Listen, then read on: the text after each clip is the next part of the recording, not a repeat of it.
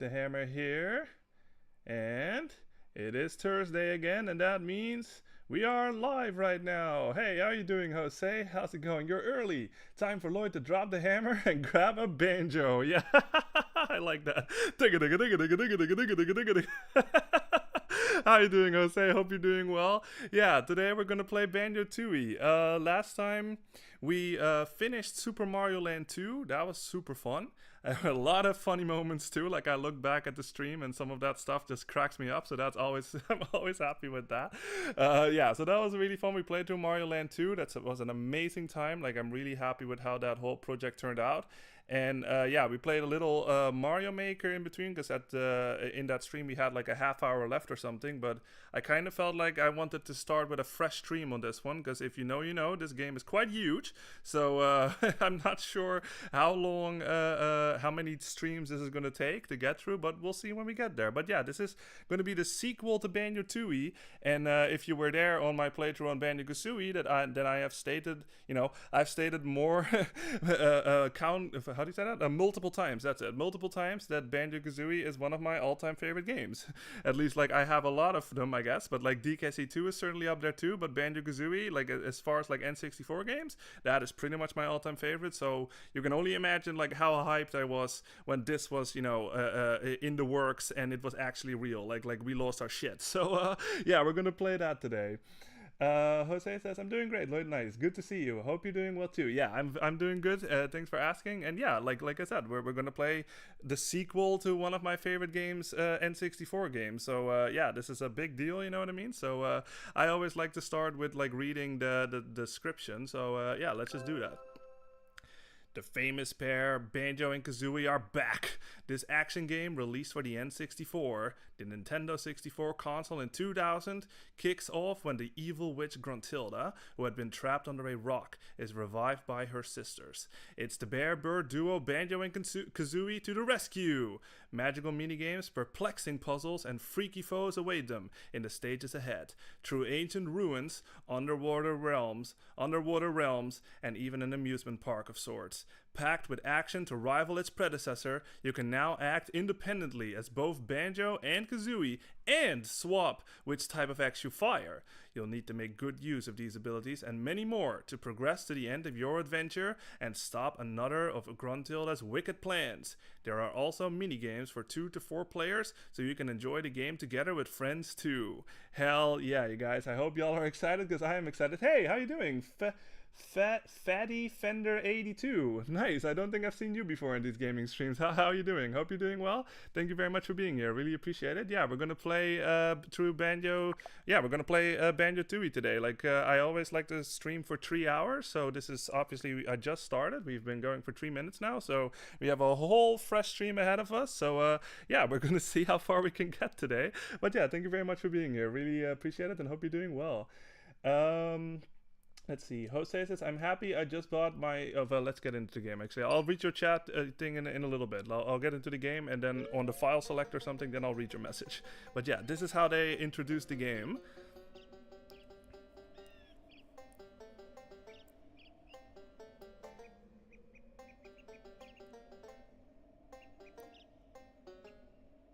Oh, yeah, there it is, you guys. Yes. Love it. I love that intro. It's obviously like, and this is gonna happen a lot, you guys. Like I will repeat myself. Obviously, Banjo-Kazooie is one of my favorite games of all time from the N64, anyway. And there's this basically endless debate, like among people, like, do you prefer Banjo-Tooie or do you prefer Banjo-Kazooie? You know what I mean? So throughout this whole playthrough, there's gonna be a lot of comparing. You know what I mean? Like, I think, in my opinion, I prefer Banjo-Kazooie, honestly. Like at least these days. Let me just press start because otherwise it might spoil some stuff.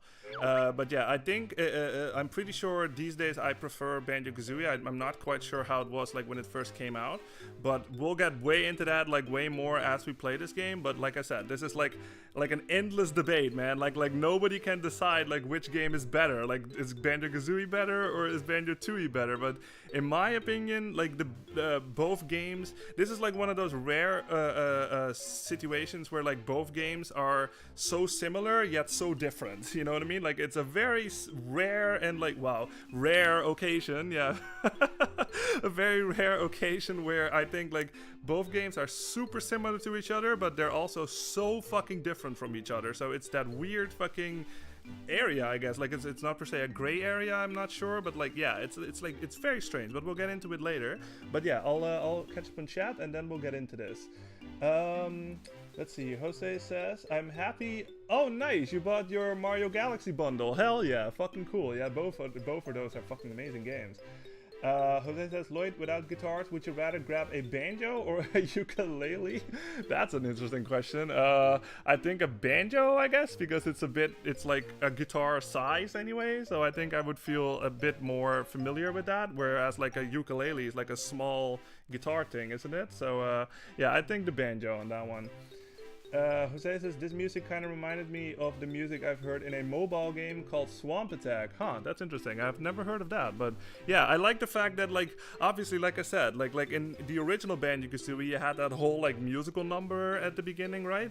So for this one, they just didn't do that, I guess. It's kind of weird, but, like, yeah, because the musical number at the beginning is so iconic, you know, but I guess for this one, they just didn't do it. But I like how it starts off with, like, it sounds like somebody is tuning a banjo or something. It's like da, da, da, da, da, da, da, da, da, da, da, like as if it's like playing the string while it's tuning it. So I like that. That's quite nice.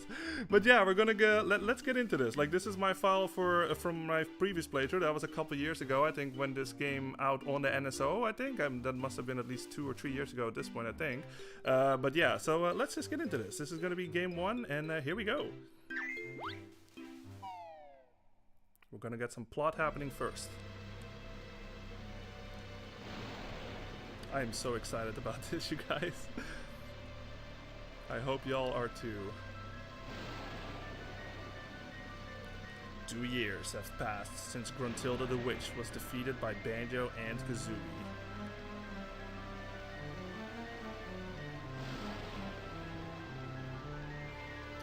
After falling from her tower, she was buried underground where she remains until this very day. There it is. It's just like we left her off in the last game.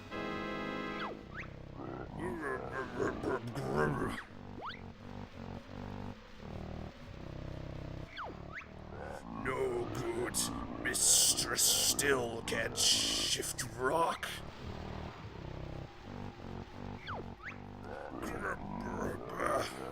All because of that stupid bear.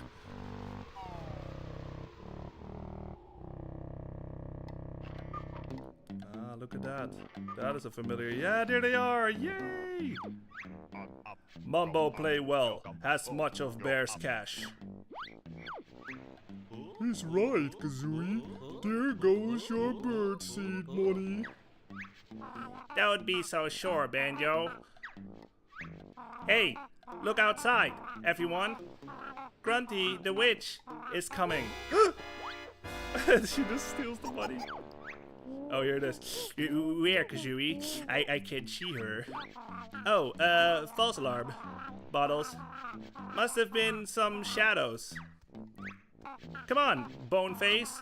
Let's play. I feel lucky. Yeah, there's gonna be a lot of voice acting in this one.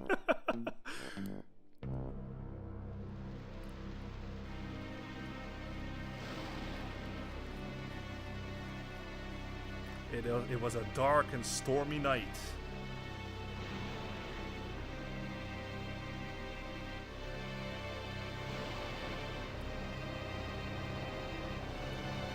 Oh. Something is moving. Oh, shit!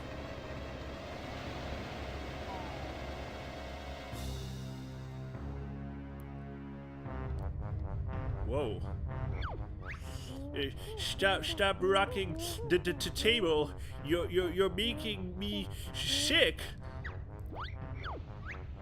Mumbo not rock the table. Whole house shakes lots. Perhaps one of us should go take a look outside. Something is happening. That is one mighty horn attack. Whatever Pokemon that is. Oh no, it's not a Pokemon at all. It's a fucking drill machine. I love the music. It's so fucking dramatic. I fucking love it. This is Grand Kirkhope again, you guys. So yeah, we're gonna relish in a lot of amazing music, just like in the previous game. This is Grand Kirkhope and fucking in all of its glory. Oh yeah. Ooh, now that is a new character. I'm obviously playing this up a little bit. Hurry, Blobelma. Our sister is waiting. Oh god. Quickly, we must go, or angry Grunty will be. Then get off me, you must, or move I cannot.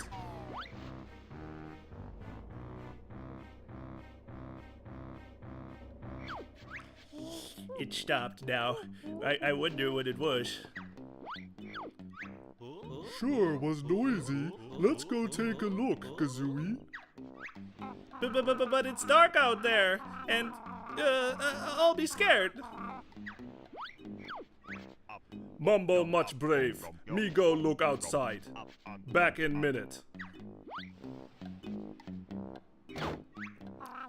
What a sucker, huh? Come on, Banjo. Give me a hand. He steals his money. Kazooie! Oh man. I'll read the chat a little bit, because like there's a lot of plot happening here. So don't worry. Ooh, Mumbo. Oh. Can't have that happening. Sorry, mistress. I have failed you. Worry, Grunty mustn't. Get you out, your sisters will. Big Rock is, so powers we must combine. Grunty's sisters you should not mock. Now watch our magic blast this rock. Yeah, you can tell that that rhyming thing is like a thing in the family, it seems. Oh.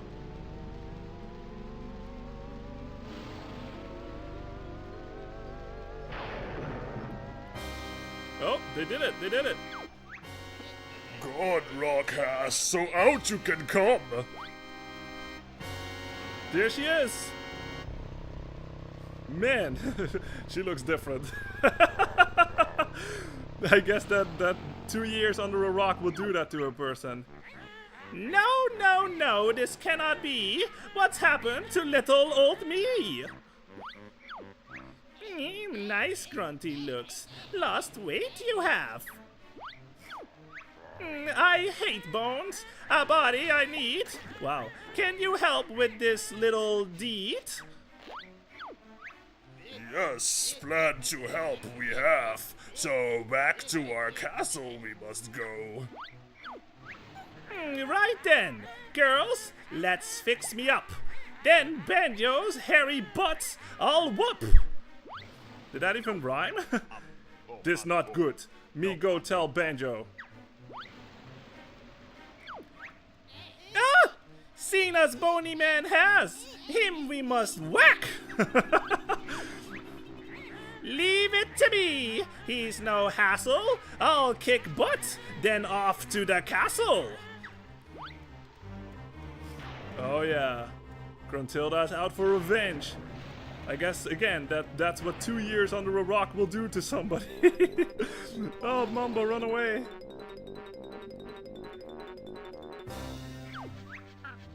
Guess I'll be having that bird seed after all, huh, Banjo?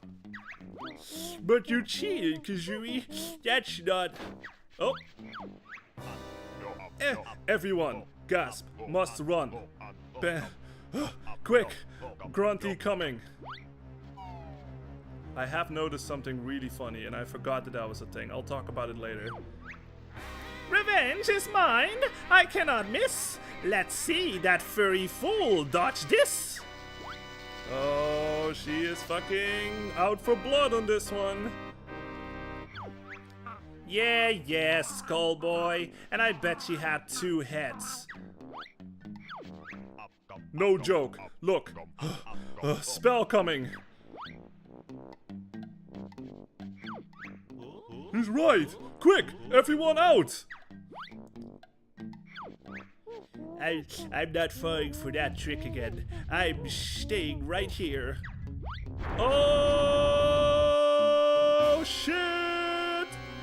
Okay, this is really funny. I'll talk about it in a little bit, but maybe you've noticed something off about this. Harry! Harry, you must. Ready to leave we are. Hold on, sis. I'm nearly there. I've just been to blast that bear. Troops, we will leave. Destroy area, they will. That voice is really weird.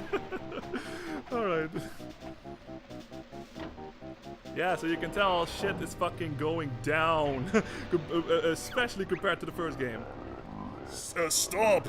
Wait for me, Mistress Grunty! No, Klungo, you stay here. I'll be back.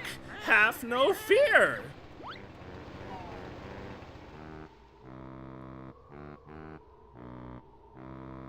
Oh yeah. Yeah, I maybe you've noticed something off about this, but I'll talk about it in a little bit. Because something is not quite right timing-wise, and that is just this version of the game. Mumbo's head hurts. Look at our house. Well, at least everyone got out safely. Are you sure about that? I don't see a certain mole. Hang on. Where's Goggle Boy? Oh, there he is. He is not looking very good.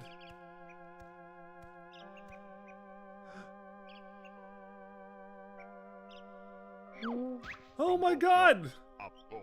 Uh-huh, Mole looks much unwell. It's worse than that. Grunty's killed poor Bottles! Oh yeah, you guys, you thought this was fucking Banjo-Kazooie? This is Banjo-Tooie. He wasn't the favorite character in Banjo-Kazooie anyway. Oh, Kazooie, come on. Kazooie! Sorry. Yeah, so, fuck. Grunty wreck house and kill Bottles. She must pay. Bear and Bird get after Witch. Mumbo see you later. Great! I get to peck some more witch butt. Let's go, Banjo. I have a feeling it's not going to be so easy this time. And no, it will not. Oh yeah, you guys.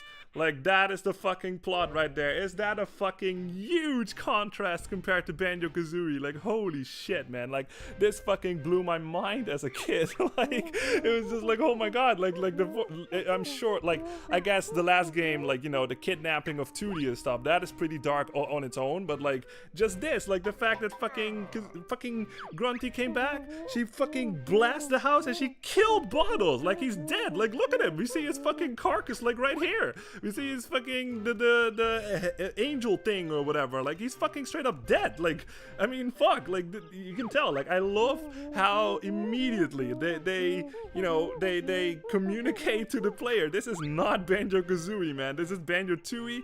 Shit is way the fuck darker. Shit is way more serious. All that stuff. So yeah. Oh my god, it's fucking insane. Okay, there's a lot of chat happening, so I'll catch up and then I'll start talking about some other things. Let's see, where is it? Jose says, good answer, because you were going to be tricked. Oh yeah, the ukulele belongs to a Pianta, and the Pianta has a friend called a Chuckster! Yeah, nice. Jose says, next thing you know, Lloyd will be doing the I'm a voice actor trend with his Toad, Bowser, and Banjo voices, yeah. There's a lot of fucking voice acting happening in this game.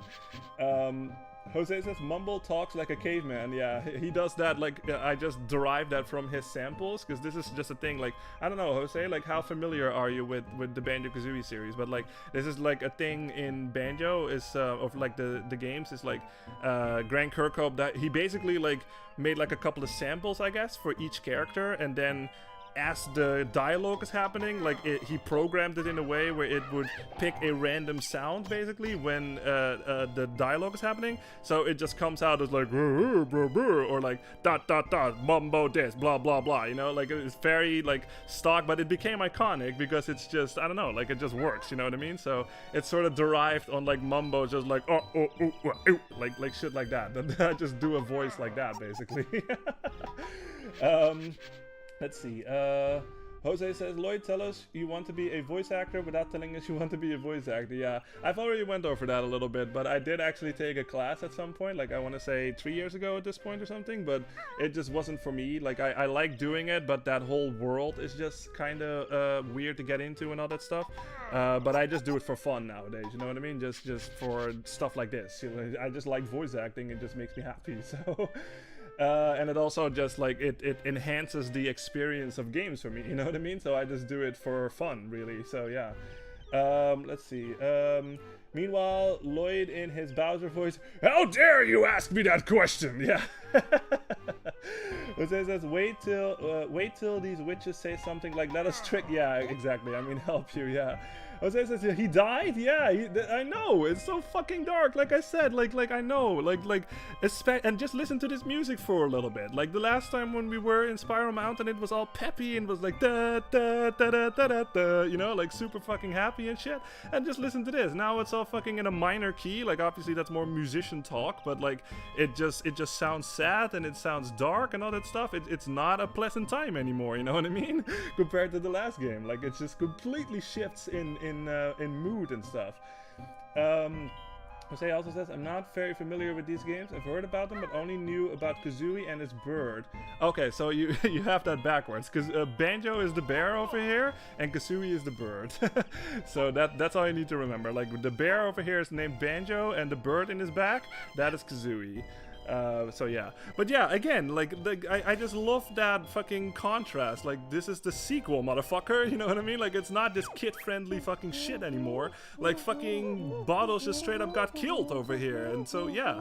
And okay, so I have to talk about something else before I start getting over controls and stuff, but maybe you've noticed this, and this was not a thing in the original release, but since I'm playing this on the Switch over here, like, I guess they just ported, I don't know what they did, but like, something is off, because you notice that like in that cutscene, like whenever something dramatic happens, I guess you hear that like dramatic chord and stuff, but the timing was all off, you know what I mean? Like, I noticed that the timing was not quite right, and this is basically derived from like the Xbox Live version, I think, but because if you know your history about Banjo, well, I should say Rare, actually, like the company Rare, I think it was in the early 2000s or something, where they got bought out, or they got bought by Microsoft basically, and later on they would re-release this game like on the Xbox, or maybe it was Rare Replay, I forget what it was. It was something like that, but anyway, so what they did is, like, obviously when this game was made, it was made on the original hardware, obviously, like the N64, and because this game is so graphically intense, sometimes slowdowns happen, you know what I mean? Like, this is another game where the developers basically push the system of the limits of the systems, basically, and the limits of the system, and sometimes it just gets too graphically intense and the game slows down a little bit. Now, the funny thing is that the music for that intro cutscene that we just saw was all composed with that slowdown in mind. So again, this is Grant Kirkhope. So Grant Kirkhope is the sole composer, as far as I know, for this game. Maybe there were some others, but I think it's all Grant Kirkhope. But like, all of that music, like the musical timing cues, was created with the N64 slowdown in mind, but in the re-release, obviously that was on an Xbox 360 or something, so that's a much more superior hardware compared to the N64, so there was no slowdown in the cutscenes. So the cutscene would sort of like lag behind, I guess, or musical cues would not quite like time sync up with like what's happening on the screen. So it's really weird, because I noticed it in this version too, that like whenever she would like hit the house or something, like that like dramatic chord, like the ta ta ta whatever, like it would sort of like show up like 10 seconds after it already happened. So it's just one of those situations where it's like really funny because like it's supposed to be like obviously like in a rhythm or like in sync with each other, but because it's not, like it's almost as if like the music is just like, oh fuck, I forgot to press the like Q button or something. Like it's something to that effect. So yeah, I noticed that in this version, so that's quite a bummer honestly, but yeah, it is what it is. I do think that the story goes that Grant Kirkhope actually did offer Microsoft to like fix that, but I guess they just declined that or something, so it's just like now that's just a thing. Like the musical cues in that intro cutscene are way the fuck off.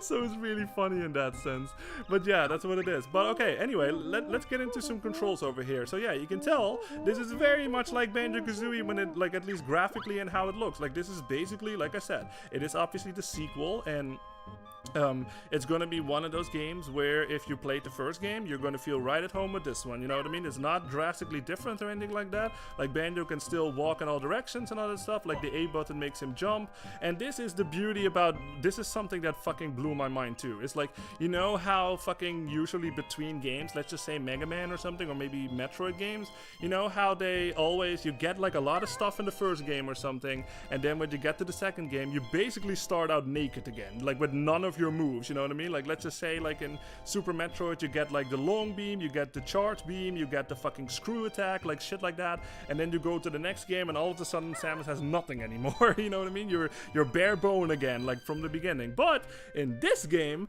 going from Banjo-Kazooie to Banjo-Tooie, you have all of your moves from Banjo-Kazooie, like everything. Like look, like I said, I'll just explain it all, but like if you know Banjo-Kazooie, you should recognize a lot of these moves. So we still have this.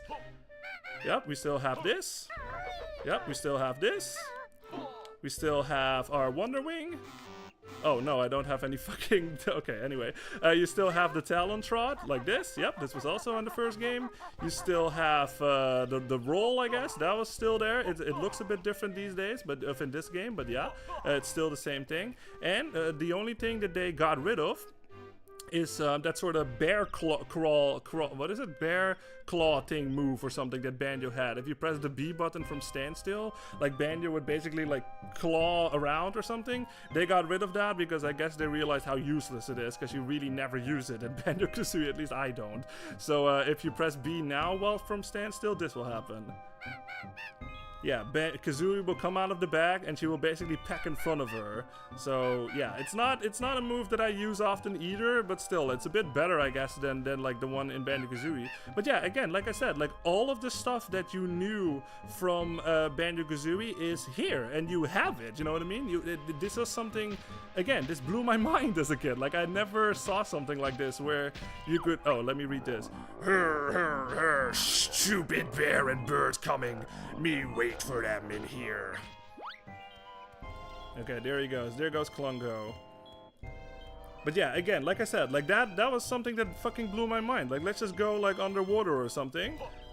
Just like this, and we can swim down just like we learned in Banjo-Kazooie. Yeah, it's like I said, like you can feel more at home like in this game, you know what I mean? If you have played Banjo-Kazooie, obviously. Like if this is your first game or something, then obviously none of that makes sense. But if you have played Banjo-Kazooie before this one and you're jumping into this one, all of your stuff stays. And like I said, that is something that at the time I did not know, you know what I mean? Like it was not a thing that I had encountered in previous games, as far as I remember anyway, where like every time when you had some kind of sequel, you started off with like none of your moves or something that you learned, and then this game came and fucking like you had all of it. Like it was so cool. Like I fucking love it. Okay, let me catch up on chat. Let's see. Jose says, see what I mean? I got the name. Yeah, he did. It's all good. It's all good. If you get your old move, shouldn't you expect stronger enemies than in the first? Yeah, and there's going to be lots of new enemies like this guy, for example. Yeah, they respawn in this one. All right. Jose says Kazooie moves like the birds in Noki Bay that punch Mario off cliffs. Oh, that makes sense. Yeah, I can see that. That's a nice comparison. But yeah, so that's basically like I said, like we're gonna as we go forward, like we're gonna get like more stuff, obviously. But like I said, you know what? I can show it over there. So yeah, the Talon Trot is something that you can do that makes Banjo move faster. Basically, like you can tell, like this is his regular speed. But if you press the L trigger in this case, because obviously I'm playing this on the Switch. if you press the L trigger and then the right stick to the left, Kazooie will come out and she can walk basically, and she moves a lot faster than Banjo. So this is basically like going to be your main method of movement, because like she just moves faster and she also has a lot better traction under her feet basically, because Banjo tends to slide off things a lot, and Kazooie obviously, because she has bird feet and stuff, like she has a lot better traction and stuff. So yeah, but let me just get these feathers over here. Yeah, this is let's just not read him for a little bit. Like he's gonna be our bottles for this game basically, but it will make a lot more sense later when we actually find him. But yeah, this is the gold feathers that we just got. This is a move that you learn in Banjo-Kazooie again, where if you press the L trigger and you push the right stick to the right this time, the left goes for this, but to the right, and then you do this. Yeah. You basically go like Mario, basically, like a star thing. Like if you run into some kind of enemy right now, like they will just straight up die. Like it's just basically a star on command. Like it's pretty fucking amazing. But again, that is something that you learned in Banjo-Kazooie. Now, I saw something else that I can show. That was over here. I saw the X. Yeah. So remember this? Like again, like I'm gonna, you know, I'll just try to cater to both parties, I guess. But like I'm just gonna assume that you have played it, and don't worry, I will cater to both parties for if you have not played it. But yeah, this was another thing that you learned in Banjo-Kazooie, where you get X, you press the L trigger, and this time you push the right stick forward, basically, and this will happen. Yeah, you will shoot X just like that. You can hit enemies with that, you can hit switches or anything, and if you crouch down and you press the right stick down, this will happen. Yeah, Kazooie will straight up have shit out that egg, basically. So any enemy that's coming in from behind or something, like you can hit them like this. Just like that. You can also re-grab the X. That is also something that you can do. So if you use it, you can go over the X again and you will recollect them. But again, that is something that you learned in Banjo-Kazooie, and you can totally do it here. It's amazing. Like, I love it, man. It's so cool. Jose says, where can I get a bird like Kazooie to move me around like that? Yeah, exactly. Alright, now again, and this is another thing that we learned in Banjo-Kazooie. These are the, I forget what they're called. Let's just call them the boots, I guess. As soon as we get that, this will happen. Yeah, Kazooie will fucking put them on, basically, and now we can basically walk through like hazardous like environments or something. Like if there's like a swamp or something, like this will help you to get through that, basically. So you can just do that. Oh, oops. I mean to grab that, and this, yeah, this thing is another thing that we learned in Banjo-Kazooie. These are, let's just call them the speed shoes or something. If you grab this, Kazooie will put them on, and we will go fucking Sonic the Hedgehog in this bitch. Look how fucking fast we run right now. So yeah, that is, again, like, oh. Help, I was knocked off the barbecue and ended up under this rather weighty boulder. Please get rid of it. I can hardly breathe. Yeah, so we actually can't do that quite yet, so don't worry about that quite yet. But yeah, again, that is a thing that we learned in Banjo-Kazooie, and now we just have access to that. It's fucking awesome. Jose says, the fact that it has a fart, yes, when they shoot X makes it funnier. Oh yeah, if like I said, if you're not familiar with this game, like this is made by Rare, which is a British company, and I love the British sense of humor, you know what I mean? Like, there's gonna be a lot of shit like that, man, especially if you've played like games like Conker's Bad Fur Day or something, that's also a Rare game. Yeah, there's a lot of fucking like stuff that I just find hilarious. So, yeah, but anyway, so what you can do, like this is, oh, sorry, this is just my TV just changing modes here. Sorry about that. I just really can't control that, I don't think. Ow. There we go, we're back. Okay, cool. But yeah, this is something that is going to be very important when it comes to platforming. It's like every time when you jump, basically, and you press the jump button again, this will happen. Yeah, Kazooie, this is another thing in Banjo-Kazooie. So again, if you know, then you already know. But yeah, in Banjo-Tooie you have that too. Like if you jump and you press the A button again, Kazooie will come out and you will basically extend your jump, basically. Like you can jump a lot farther. If you hold the button down while she's out, you can jump even further because she will do this.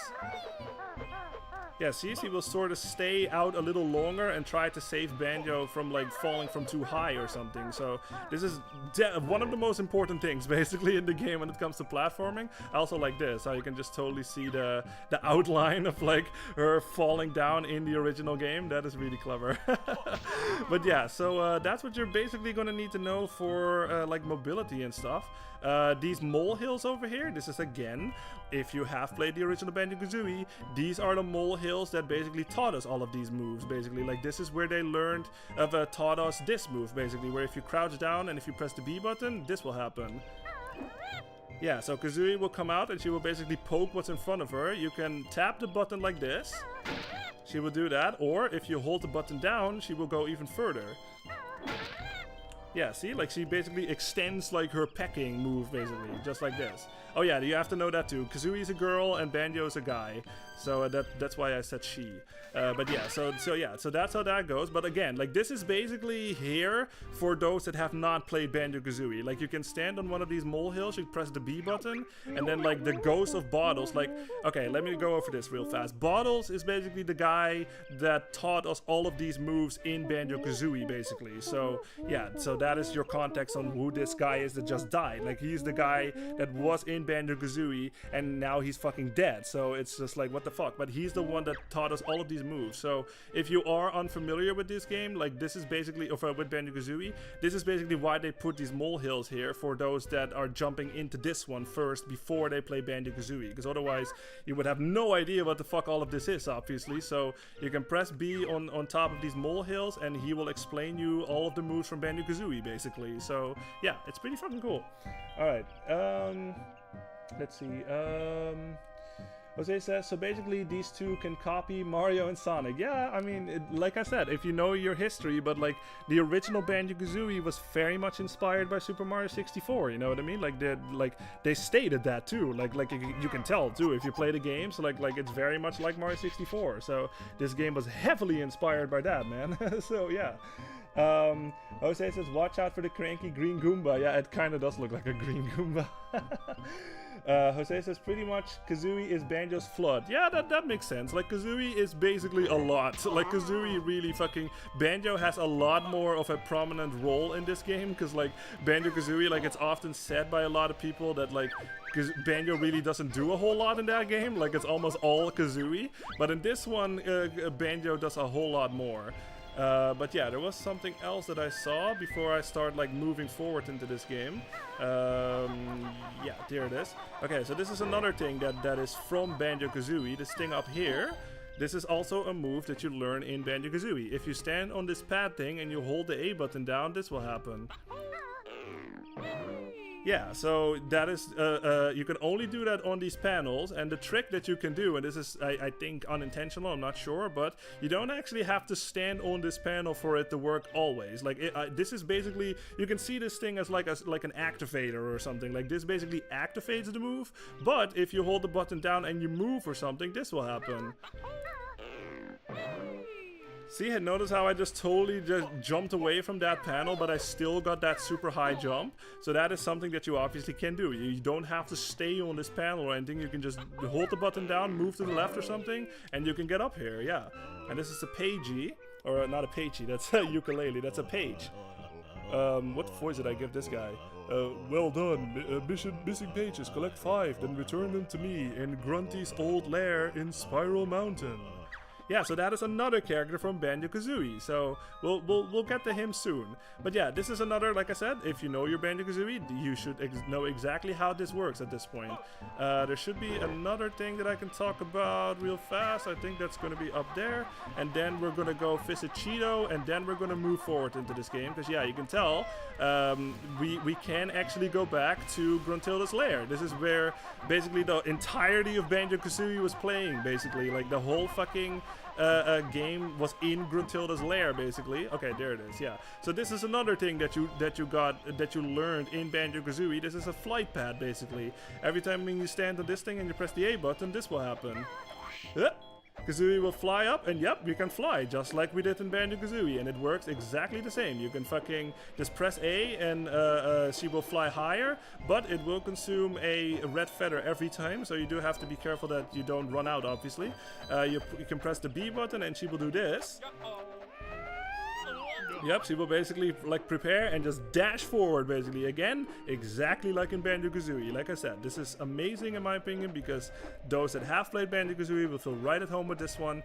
Exactly what a sequel should be. You know what I mean? Or at least in most cases. But yeah, you can tell like I'm not even holding the controller right now. She slowly descends, but she just basically glides like forward like all the time. You can use the R triggers. Like obviously you can steer with the control stick, but you can use the R trigger to make a big steer. Like look at this. Like I don't want to make y'all dizzy, but if you need to make like a sharp turn or something, hold the R trigger down and just move either left or right, and you can fucking make very fucking sharp turns just like this. So yeah, really fucking amazing. All right, so we're going into like I said, this was where the entirety of Banjo-Kazooie was playing basically. Took place, that's how you say it. Alright, but yeah, we're back. But because of that fucking, and it even plays the music again, because of that fucking earthquake that happened, we actually can go in here. I always found this a little shame, but I guess I get why they did it, because obviously this game is super fucking big, you know, so I guess they just didn't have room. But unfortunately we cannot explore Gruntilda's lair again like we did in the previous game. But this character we have seen in the previous game, and he's not looking very well. Let's see what's up with him. Hello again, Banjo. Remember me? I'm Cheeto, the magical spellbook. Yeah, we know who you are. Just hand over something useful. You're out of luck there, I'm afraid. Grunty ripped out all my pages because I helped you in the last game. I'd be most grateful if you could look out for them on your travels. Maybe. What's in it for us? Well, for every 5 pages you return, I'll let you in on a little secret. You mean a cheat? Well, I'm not called Cheeto for nothing. Sorry, but you'll have to find more pages before I'll tell you a new cheat. Let's go find some pages, Banjo. I want to cheat. Oh, Kazooie, come on, man. Okay, so that's gonna become relevant later. Like every time when we find 5 of those pages, we can go back here and he will give us something useful. So we'll go back there later. That will make sense a lot later. Let's see. It says he spawned frog legs. What sorcery is this? Yeah, basically. Like, yeah.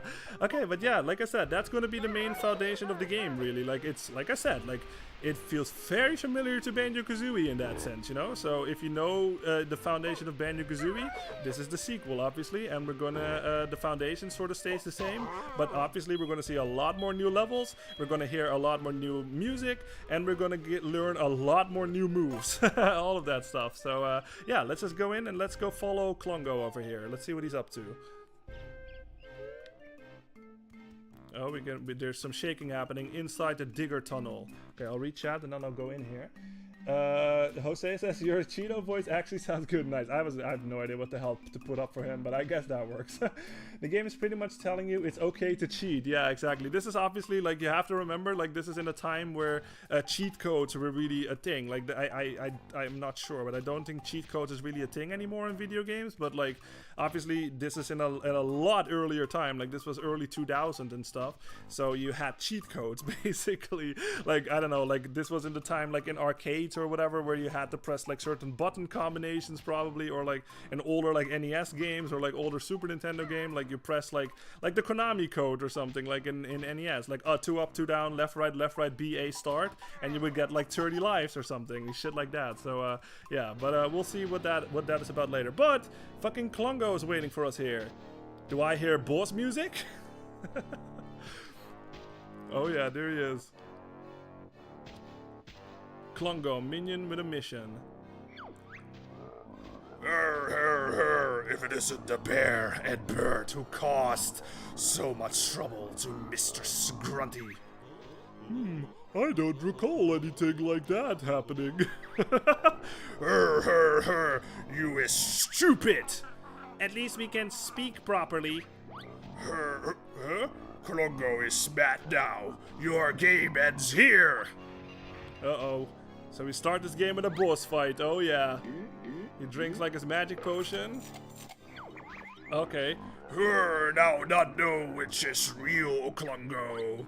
Alright, so all you have to do for this is just spell them with X or something. Like, there's many ways that you can do this. I just don't know which one is the real one. Because I really didn't get a clear look. Okay, that was the fake one. Stupid bear can't fight Klungo. Clever Klungo hide behind magic shields. Now show bear my special potion. Alright, so all you have to do for this is like he fucking just throws shit at you basically. Just keep moving to the left and you're good. I think it should be this one. No. Sorry, I wasn't seeing him again. Like, I need to see him. I think it's supposed to be like the last guy or something. Oops. No, that was wrong again. Wow, really? Yeah, listen to this music a little bit. Listen how silly it is. Is it the last one or the first one? Okay, but maybe the last one? Okay, that was the right one. You could tell from that little bring jingle. So, yeah, this is another thing that I'm gonna praise the fuck out of this game. It's like the sound design, fucking amazing, man. Like Grant Kirkhope, again, like he's in my top 3 composers for a reason, you know? Not just for his music, but also just for like super smart stuff, basically. So yeah, you can tell like, like that's very much like, yeah, that's not the right one.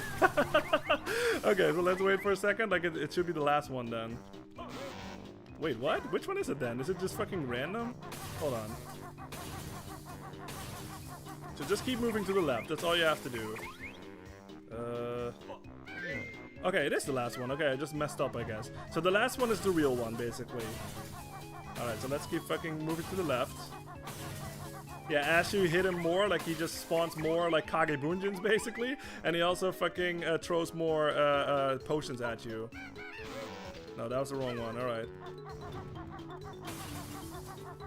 It's kind of hard to tell like which one is the last one that leaves sometimes. Let's see how this. Let's see if I can do this. So not that one, not that one. Stop. See, like they kind of move like over each other. Is it this one? No, god dang it, man. I am very unlucky. I've never been stuck, well, stuck on this a fight like this for this long. Like that is typical fucking stream setting right there. Jeez. It's not that one. It's not that one. There we go. Got it. There we go. All right. Boom. Magic number is 3. Very Mario-esque, I guess. All right.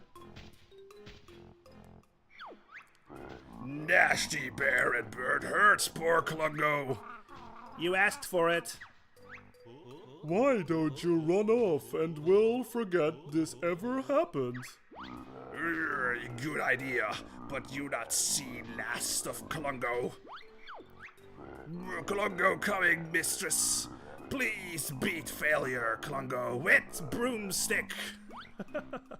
Okay, so yeah, so an interesting thing about that fight is the spoiler alert, I guess, but we are gonna see him again, like he stated. Like this is not the only time that we're gonna see him, and he has 3 different fights basically. Now, the interesting thing about that is like it basically picks. It's a random thing. It's like an RNG thing, like which one you're gonna encounter, like on your file, basically. So that's why I had that reaction. I was not sure like which version we're gonna fight, or like which variation of him we're gonna fight, and apparently it was the Kage Bunjin one, I guess, like on the first one. But that can very well be 2 other versions that we're gonna see later. But so yeah, that's kind of nice that they have that going on. All right, but we're going in. This is gonna be. This is. Jinjo Village. This is the Isle o' Hacks. Yeah. Okay, let me read the chat real fast. Jose says, I think there are still some games that punish you for cheating. Okay, yeah, I don't really experiment with that all too much. Jose says, boss fight already? Yeah, not even Mario or Sonic had seen such bullshit before. Yeah, it's very quick. Like, you basically start this game with a boss fight. Jose says, how many video game characters have you encountered that can use Kage Bunjin? Yeah, quite a lot, I think. Jose says, Klungo wants to be smacked with a broomstick? Bro really likes pain. Yeah, I guess like he's like one of those like loyal minions of Gruntilda. But yeah, this is Jinjo Village. This is basically gonna be, this is another thing. Like obviously like Banjo-Kazooie sort of had like the hub world like in Gruntilda's lair basically. But the Isle o' Hacks is basically gonna be the hub world of this game. And these things over here, these things are very important. Let's just see what this guy says. This is one of my silos. Open up some more to create a network of shortcut tunnels. Yeah, so this does not make sense doesn't make any sense right now. Not yet, punk! You'll need to open up another silo before you can use a shortcut. Yeah, so this is basically going to be one of those things. Like, we're going to see, like I said, this hub world is fucking huge. This time they have little fucking portals like this, basically, so you can get around faster. But obviously we only have one right now, so nothing is happening. But this is always a thing that I really liked about this game. Like, as we are going to progress through this game, you can tell, we see the fucking, how do you call that? The, tracks, that's it, the tracks of the drill basically that we saw like in the intro cutscene, and they basically just like ravaged through the land. Like, you can fucking tell that they just went all the fuck over here, and this is very fucking sad. Look, it is totally rammed over the fucking the White House, basically, like the fucking the white Jinjo family over here, and this fucking sign over here. This is an information signpost. Press B when next to one to read it. So yeah, this is another thing. This is very much like Mario 64 actually, now that I think about it. But if you press B, this will happen. In loving memory of the Grey Jinjo family, passed away unexpectedly when a huge digging machine flattened their house. Yeah, so again, you guys, how fucking dark is that? Like, they fucking, again, you guys, this is not Banjo-Kazooie anymore, this is Banjo-Tooie, for fuck's sake. Like, the fucking drill just fucking rammed over this fucking Grey family Jinjo house and killed the whole fucking family. Like, what the fuck? That is dark as fuck. So, yeah, so the Grey Jinjo family is no more. Like, they're just perished. Like, yeah, you can tell this is the Jinjo village, and this is obviously where all the fucking Jinjos, again, are characters from the original Banjo-Kazooie. So that is another thing that you should recognize if you have played the original Banjo-Kazooie. But yeah, this is basically their village, and we can go inside one of their houses or something, but nothing is here. They're all gone. Come and see me in my throne room and I'll tell you what happened. Yeah, so another thing, like, what the fuck? Like, where are the Jinjos? This is Jinjo Village, but we haven't seen any. This is my palace, not bad, eh? Just come on in and see the Jingster. The Jingster? Wow. Alright. Alright, so yeah, something happened here. Like, where the hell are all the Jinjos? Jose says the open world exploration is always such a treat. The areas look very intriguing. Yeah, I know. And like I said, man, like, this is another game. Like I said, it's a big fucking debate in the community, like which one is better. But I like both. I just prefer Kazooie. You know what I mean? Oh, and you know what? I should have a little disclaimer because as we're gonna go through this playthrough, like in my Banjo-Kazooie, I did like a practically like 100% run. Like, I think I missed like a couple of notes in like Click Clock Wood, but that was it. I did get like all of the Jiggies and like all of the other collectibles.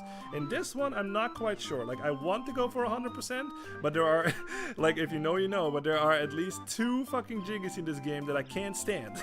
So I'm gonna try my best to go for well, there's actually yeah, okay. Anyway, I'm gonna try to go for 100% run on this playthrough, but we'll see as it goes. You know what I mean? Like, my primary goal is to get 100%, but we'll see. Like, if it's just not happening, then we'll just move on.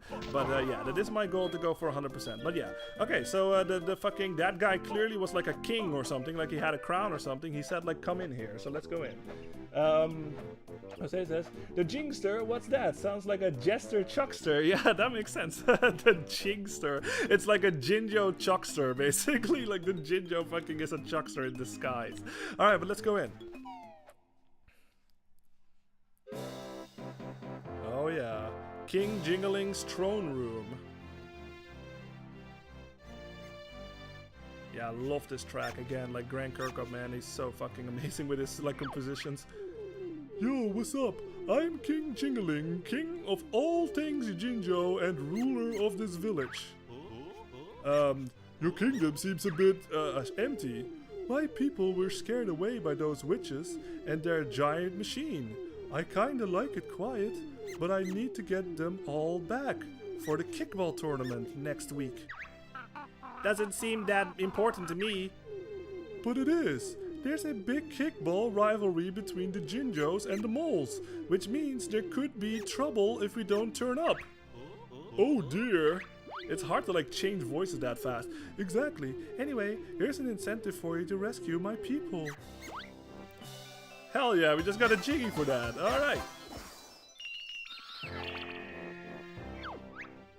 I believe you should go and see Master Jiggy Wiggy in his temple now. Jiggy who? Jiggy Wiggy. He's the leader of a secret and ancient order dedicated to the mystical powers of the Crystal Jiggy. Ancient order? Crystal Jiggy? You just made that up, didn't you? No, honest, it's all true. He's very important to your adventure, as only the Crystal Jiggy can open the worlds that you must enter. Well, can you show us the way, King Dingaling? Yeah, their voices are a little similar. It'll be my pleasure. Alright. Bottles' house. Alright.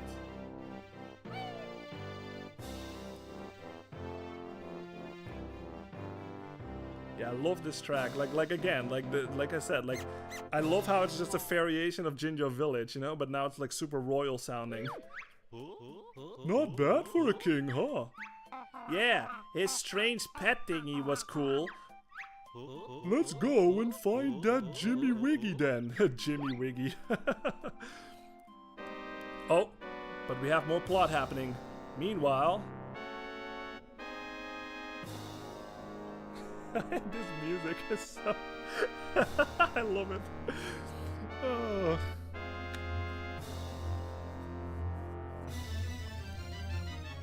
Oh yeah, that does not look friendly.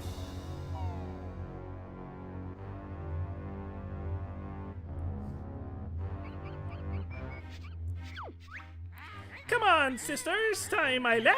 What's the plan to get my body back?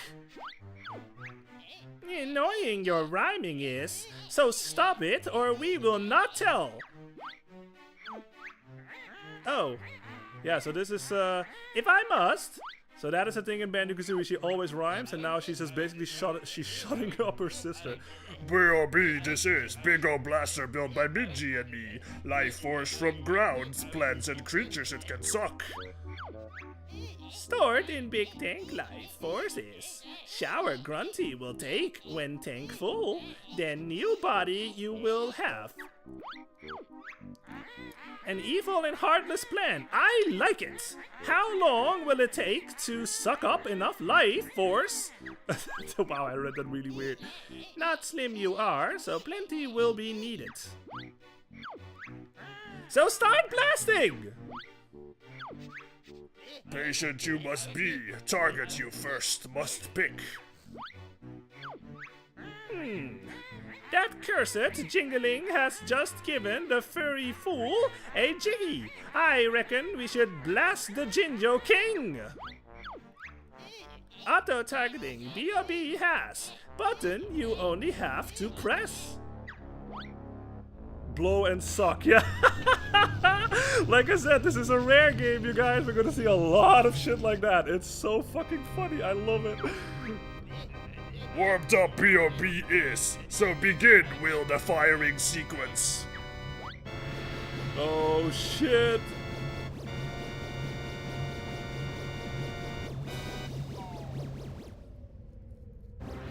Oh fuck. Target B.O.B. has hit. Steal life force he will. Unlucky B.O.B. was. Bear we just missed. Oh, look at that. Never mind him.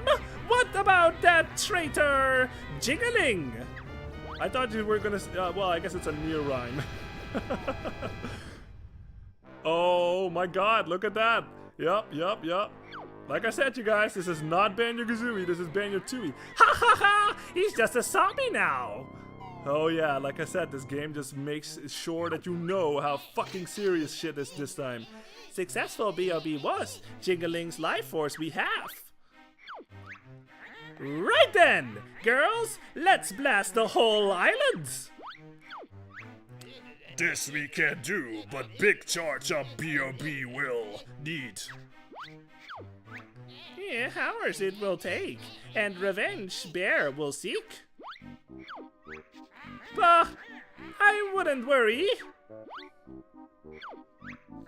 Banjo's got no one to help him now that Mole and Jingling are gone. He'll never get to us in time. Yeah, you guys, you can tell, like, the stakes in this game are way the fuck higher compared to the last time. Hey, what's up, Soyburn? How you doing? Sorry I'm late, fellas. It's all good. I'm illegally watching that new movie Obsession. Holy crap, this movie is crazy. What movie are you talking about? Let's see. I missed something here. Jose says he told you had to get over here. Yeah, exactly. That wicked music is so goofy but fun. Yeah, that is fucking. That is Grant Kirkhope to a T, man. Grant Kirkhope is such a versatile composer. Like, he just has it all, man. It's fucking amazing. He's in my top 3 for a reason, you know. Yeah, Jose says, hey, Soyburn, hope you're doing well. Yeah, I hope you're doing well, Jose. Soyburn, sorry. Yeah, nice. Good to see that you're doing good, Soyburn. Good to see you, of course. Soyburn says, did that witch scratch his ass in confusion? Yeah, I guess she did. Yeah, Jose, Blow, and what? Who wrote this dialogue? Yeah, this is rare, man. They get away with a lot of fucking stuff, and I love them for it. It's all over Banjo-Kazooie, it's all over this game, and it's all over Conker's Bad Fur Day. It's so fucking... I love that. I don't know, it's cheeky humor, you know? Like, cheeky British humor. I fucking love it. It's so funny. Especially because this is supposed to be a kid's game, so it's just like, how did Nintendo not catch that? I have no idea, but it's in the game now, and we can all relish in its humor, and I fucking love it. Let's see. Jose says, good to... Oh, don't do that. Jose says, good to hear, Soyburn, just don't get too scared. Yeah. Soyburn says, too late, lol, this movie is creepy as fuck. I'm never gonna go to one of those shops that sells you wishes or fortunes or whatever. What movie are you watching? It's a new movie called Obsession that everyone is, obsessed with. Okay. It's about a loser who's obsessed with a girl and he makes a wish with the devil to get her to like him, and okay, it's one of those movies. Okay. It goes badly, like really badly. Oh, okay. I was not aware that that was a thing, but I'll look it up in a little bit just to get some context. But yeah, again, you guys, like, this is a thing. Like I said, it does not make any sense if you jumped into this game before you played Banjo-Kazooie, but you can tell, like, the stakes are so much higher this time. Like, obviously this is the sequel, so they, you know, you can't really make the same game sort of over and over. You have to spice it up a little bit, I guess, you know, like with like more darker graphics or whatever, like just anything different from the previous one. But like, fucking hell, man, like this one is just like, you can tell, like, we fucking Bottles got killed, first of all. That fucking Jinjo family over there, like, it's just fucking demolished basically, and now fucking we just made a new friend with like King Jingling, and we just left the house, and fucking now he's all zombified and shit, so it's just like, god dang.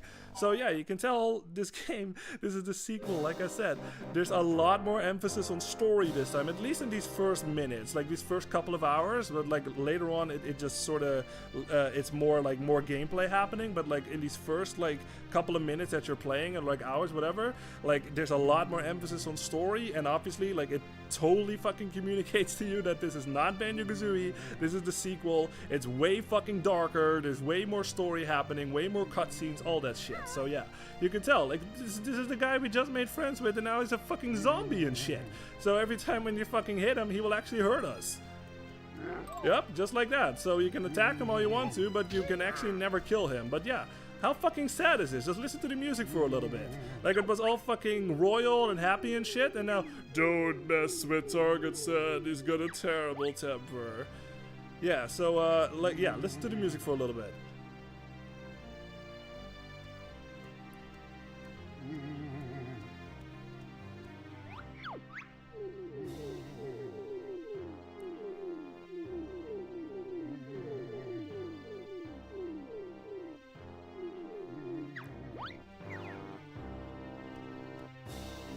Yeah, isn't that fucking amazing? I mean, that like I said, I love how, and this is just something that I praise Grant Kirkhope for also, and this is like something that was a thing in Banjo-Kazooie too, but like, it's a dynamic soundtrack, you know what I mean? Like, it changes like depending on where you are. Like, let me just go outside or something, and I'll just go like away from this, like this fucked up like castle basically. I'll just go over here or something, and yeah, notice how it just totally changes it back to like the happy-go-lucky like Jinjo Village music.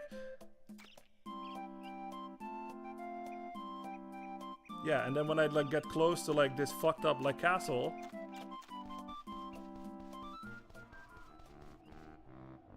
yeah, it just fades into the other track. Like, that is something that I love. Like, that was something that started in Banjo-Kazooie, really, like in the prequel to this one. But like, that was something that I never heard of in my experience at that time, you know. So that's kind of blew my mind, you know what I mean? Like, it just kind of feels like the world is alive, you know what I mean? In that sense, like every time when you change locations or you get close to like a certain thing, the music changes and it totally reflects on what's happening. Like, yeah, you're close to this fucking fucked up castle and the music sure as hell makes you know it, you know? Listen how fucking sour that is. It even has like crows. Ow.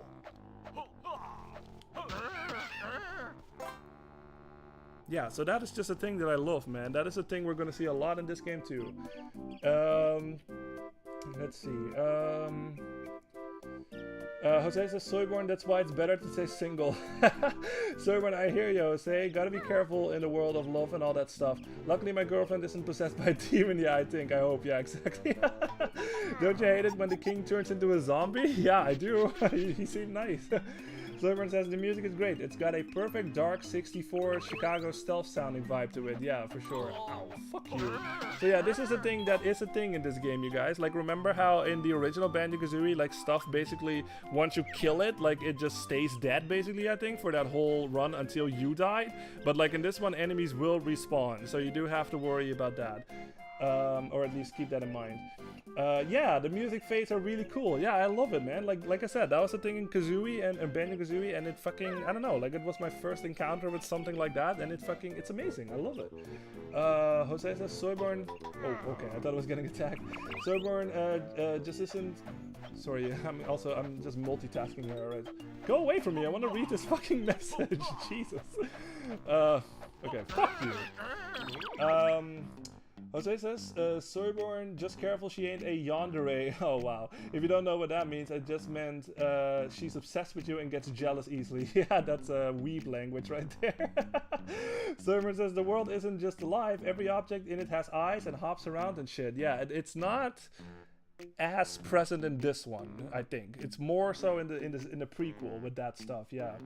Let's see. Jose says, seeing so much jungle makes me think Donkey Kong will come out of nowhere. Yeah, that makes sense. All right, but yeah, let's actually go into where yeah, because the king opened the door for us. This is going to be Bottles' house. So let's go visit him. And you already saw it, but he at least has a son and maybe some other family members. So let's go in and see what happens. Listen to this music. This is Bottles' house. And clearly this is his wife, I guess. So let's talk to her. Hello there, Banjo. How are we today? Pretty good, Mrs. Bottles. And yourself? Oh, fine, fine. Tell her about Ghosty Boy. Keep quiet, Kazooie. What was that? Is Bottles okay? He should be back from Spiral Mountain for his dinner soon. He never misses his dinner, you know? I'm sure he'll be back soon, Mrs. B. Yeah, so this is a thing. This is kind of weird because Kazooie is basically pushing Banjo to like tell her the news, but I guess Banjo is just he just doesn't want to because it will break this woman's heart, you know? So it's like one of those situations like for Banjo, he's like the guy that, you know, has to bring the bad news basically, and he's scared because like he doesn't want the wife to know because it will break her in half basically, you know? Her husband is fucking straight up dead. So yeah, you can tell like fucking for Banjo that is a very tough situation. So if you talk to her some more, like we get some more unique dialogue. Where's my Bottles got to? I need him back here to deal with that monster in our bedroom. We've got to tell her, Banjo. Not now, Kazooie. Yeah, so yeah, pretty fucking messed up right there, man. That's like I said, that's just fucking, this game is so dark. Where's my oh, is there not another dialogue? Maybe there is. Okay, no. But yeah, again, so this is another fucking thing that's fucking dark as fuck, especially for going from the first game, like I said. Like, the first game has that a lot more, like, a lighter tone, and, like, the colors are way more vibrant, but this game, dark as fuck, man. Let's see, Jose says that bat had beef. Yeah, it sure did. It did have beef with me, but I took care of him. Soyburn says yandere. Never heard of that term. Lolo, I don't mind ladies being obsessed with me. That sounds great. Just not in the violent kill everyone sort of way. Yeah. Soyburn, you ladies, man. Yeah, exactly. Alright, but yeah, we can, this is Bottles' house, so let's explore for a little bit. And yeah, you can tell, like, Bottles had fucking, he had a family, man. Like, he had 2 children and a wife, and he's dead. Like, fuck, it hurts my soul. Hello, Banjo. Hi, Goggle. Since you and Daddy are such good friends, I'll gift you these prototype glasses he's working on. Did he finish working on them by any chance? Oh yes, I believe they're called the Amazo Gaze glasses. How do they work? Well, when in Banjo's eyes view, use that and that to zoom in and out. Not bad! Ka-ching! So yeah, now we have a new item basically. If you go into your frontal view, basically, if you press the right stick up, this will happen, and you will go into a frontal view, and you can basically just look around everywhere. But now that we have that, if I press the left or the right thing, this will happen. Yeah, I can just totally like zoom in and shit, and I can zoom out. So yeah, we can see this fucking Jet Force Gemini like poster over here. Like, I guess, I'm not sure if the game was out already, but this is another rare game. You can even see the logo, I think, like vaguely over here. But yeah, so a bit of a self-promotional thing, I guess, they put in their game, so that's quite funny. But yeah, so that is just a thing that we have now. But again, this guy's dad is dead. Like, it's so fucking dark. How are the Amazo Gaze glasses working out? I'm sure my daddy will be able to fix them if they're broken. But can anyone fix Daddy? Oh, Kazooie, that is messed up. Why does he need fixing? Kazooie means your mom is just fixing up his dinner. Oh, that's alright then. I was afraid you meant he'd been blasted by a fatal spell or something. Oh my god. Oh my god. I have to get out of here. This is so messed up. I hate it. I hate it. Alright, let's see. So, we can go over here too. So this is apparently where she was telling us about some kind of monster in her room, and that is this fucking green guy over here. Let's get him. There we go, he's dead. But yeah, like, fucking hell, man. This game is dark as fuck. Hey, what's up? QWERTYKIN76, how you doing? That kid has grimly amusing dialogue if you talk to her twice. Yeah, I know. Like, it's already, like, it's so fucking dark. But hey, I don't think I've seen you before, QWERTYKIN76. How you doing? And thank you for being here. I really appreciate it. And yeah, this is, we're playing Banjo-Tooie right now, and we have around 2 hours left. Like, I always like to stream for 3 hours. We have been streaming for around 1 hour and 10 minutes right now. And yeah, we're just gonna play through Banjo-Tooie for a couple of weeks, I think. Because yeah, this is a big game, as you can tell. Sorry, if you know, you know. This game is very large, and obviously in stream setting, there's a lot of talking happening and stuff. So this is probably going to be the thing for like the next couple of weeks, probably. But yeah, thank you very much for being here, Cordy. I really appreciate it, and I hope you're doing well. Yeah, it is a dark game. It really is. Like, especially compared to Kazooie. Like, it's fucking wild. Like, I just, especially nowadays, you know, like, you don't really notice it that much as a kid, I think. But like, as an adult, like, I just totally look at this different, and it's just like, oh my god, this game is so fucking dark. Jose says it should have been Mumble. Wow, Bottles didn't deserve that. Let's see. Servant says, yeah, this is more dark than the last one. This is like Dark Souls 2. Yeah. Don't do that. Oh, come on, my TV just changed modes again. Jose says, why do these conversations keep getting darker and darker every time? Yeah, I know, right? It's fucking crazy town. Alright, but yeah, you saw in that little preview that was not the only kid that Bottles had. He has another one, actually. So yeah, I mean, fucking hell, man. These two fucking kids, they just don't have a dad anymore. Hey there, Banjo. Hi, Specky. Me and my dad are going to be playing in the kickball tournament next week over at the Mayan Stadium. King Jingling has organized it especially for my dad since he's such a hero. I don't suppose you have any substitutes? Why would we need substitutes? My dad is the best on the team. Oh, I'm sure he was. Is! Oh no, Banjo, what are you doing? And did you know that tunnel over there is my secret way out of the village? You might find it useful. We already know that. King Dangalang is a personal friend of ours. He opened it up especially for us. Nice! Yeah, so again, like, Banjo had like a slip of the tongue right there. It was like, I'm sure he was. Like, oh man. That's like on the same level as that Pianta guy. Like, could we trick you? I mean, ask for your help in Mario Sunshine. But this is obviously way fucking darker. God dang. Say, for example, that your dad had been terminally zapped by an evil witch's spell. How would you react? I don't understand. What do you mean? Oh, nothing. Sorry, gotta go. It's awkward. So yeah, man, fucking hell, it's so fucking, it's crazy town. Let's see. Jose says, Banjo, don't tell him. Yeah. Servant says, YOLO, do you have an HD cable connection issue or something? Yeah, I don't know what it is. Like, sometimes it just does it often and sometimes it never does it. So I have no idea. I don't think I do, but like, yeah, it just happens.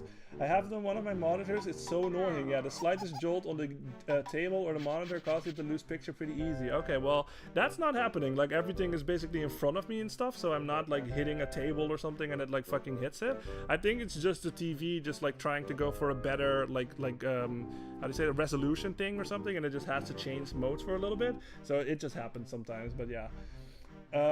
Server says sometimes spraying can't compress air on the ends of the cables and the inputs can help make the connection better. Oh, okay, well I'll remember that for if something like more issues or something happen. I am Jiggy Wiggy, and this is my temple. If you want to see me, you'll need to get past my doorman first. The doorman. He and the riverman from Zelda 2 should have a conversation. But yeah, this is another part of Isle of Hags basically, and this is what I was talking about earlier. Like again, because this world is fucking huge, they helped us out a little, so you don't have to backtrack everywhere. Now that we have 2 open, you can go in there, and you can basically warp right back to another spot. Where are you going, punk? Select B and cancel or whatever you said. So you just select wherever you want to go, and then you are right back into Jinjo Village, just like that. So obviously, as the game is going, we're gonna see a lot more of that happening. Someone says, oh, okay, well, as long as it doesn't happen like all the time, then who cares? Yeah, that's kind of how I feel. It's like as long as it doesn't happen like all the time, it's fine. Sometimes it just happens for some reason. All right, but yeah, so we can actually go over here, because you can tell this is another part where the drill basically came by, and there's a fucking Jinjo here. Remember the Jinjos in Banjo-Kazooie? They kind of work the same in this game, but not quite. So if we get this guy, yippee! You saved me! I'm off for home now. So you saw that on the bottom, it said 1 out of 9. Isle of Hags. And now it will just show us. Don't worry about it. This will not do that for every Jinjo that you get. This is just only for the first one. That would be kinda tedious if it did that. But luckily that's not the case. Thanks for rescuing me. I live in this house with the rest of my family. A similar colored family. Rescue us all, and we'll give you the family heirloom. Yeah. So that's gonna be a thing basically. Now I think if I just, yeah, this is obviously a bit different also from the original game. It's like now we have a separate like objects and items slot, where in the last game it really only had like return to game, view totals, and save and quit and stuff. But in this one you can also look at all your Jinjos that you've collected and all the objects and items. Now if we go to the Jinjo menu, you can tell like we only have 1 out of 9 in this one.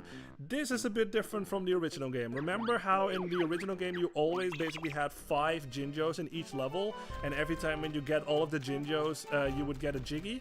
In this one it works a bit different. Like there are a certain amount of Jinjos in each level that stays the same, but it's not similar where if you collect 5 or collect all of them or something you will get a Jiggy. In this one they're basically scattered like all about this whole world basically, and they all have, remember how we saw in Jinjo Village, we saw like a red house, we saw like an orange house, we saw a black house, like a white house, all that stuff. They all have different like similar colored families basically, and whenever you get all of them, that's when you will get the Jiggy. Now don't worry about it, because this is the black one over here.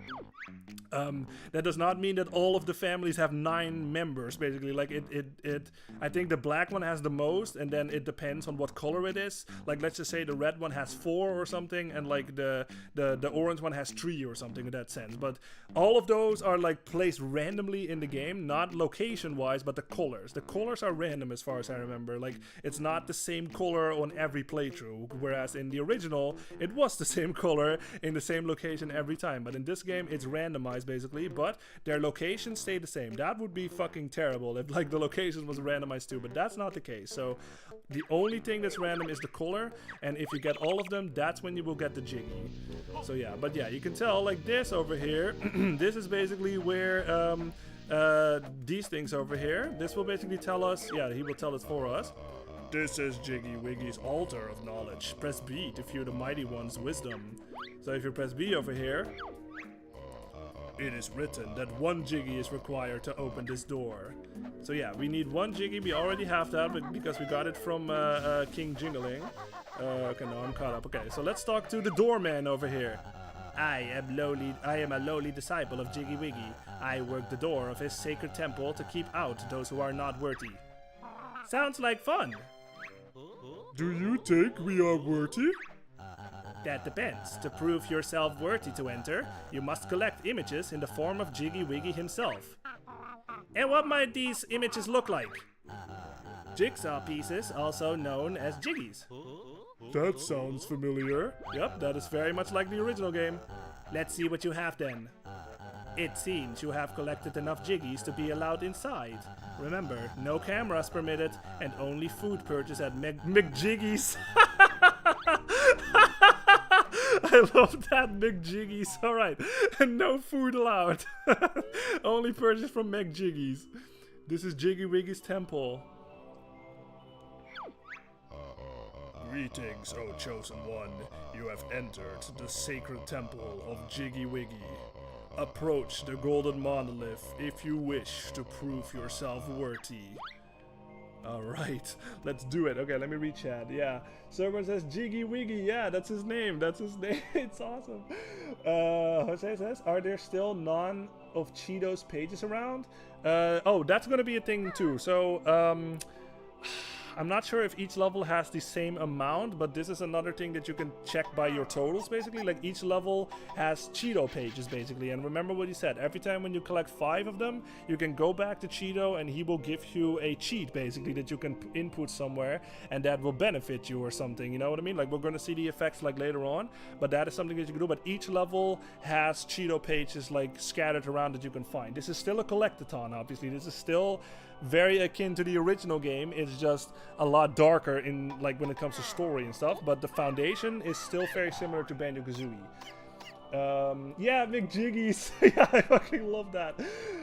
Someone says, if you play these Banjo games and don't laugh once, yeah, exactly. I mean, it's all good, of course, but I can't play this game without laughing. It's just, I don't know, like, it's just right at my, like, style of humor. Like, I love it. Impossible not to laugh at this silly shit. Yeah, exactly. Okay, so now this is quite interesting.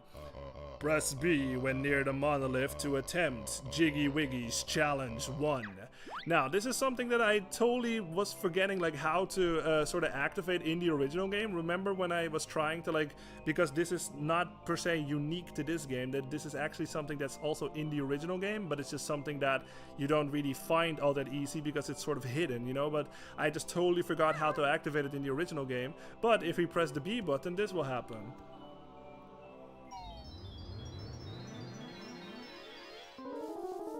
Oh yeah, we have to make a puzzle.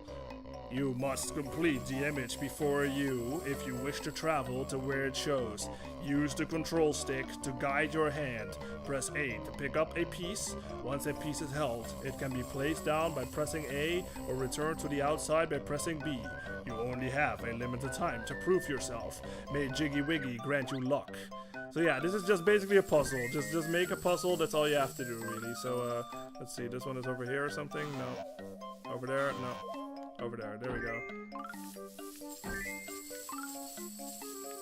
You can tell, like, from the images. So if you need some extra help, I guess, you can see, like, the image moving, like, even on this piece that I'm holding.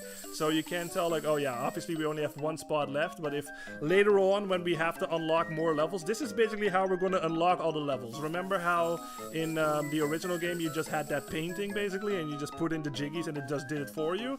This is basically how the method of opening levels is going to be in this level, in this game, and obviously as we progress, it's going to be a lot harder. So yeah, this is the first level, so it's super easy, obviously. You have completed Jiggy Wiggy's Challenge 1, so now the Great One will show you the way. I like how he does the thumbs up. Alright, Jiggy Wiggy's gonna work his magic.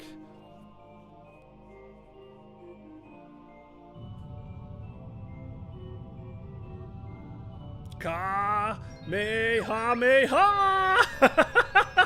Behold the power of the mighty Jiggy Wiggy. Yeah. That is one giant Kamehameha wave. And...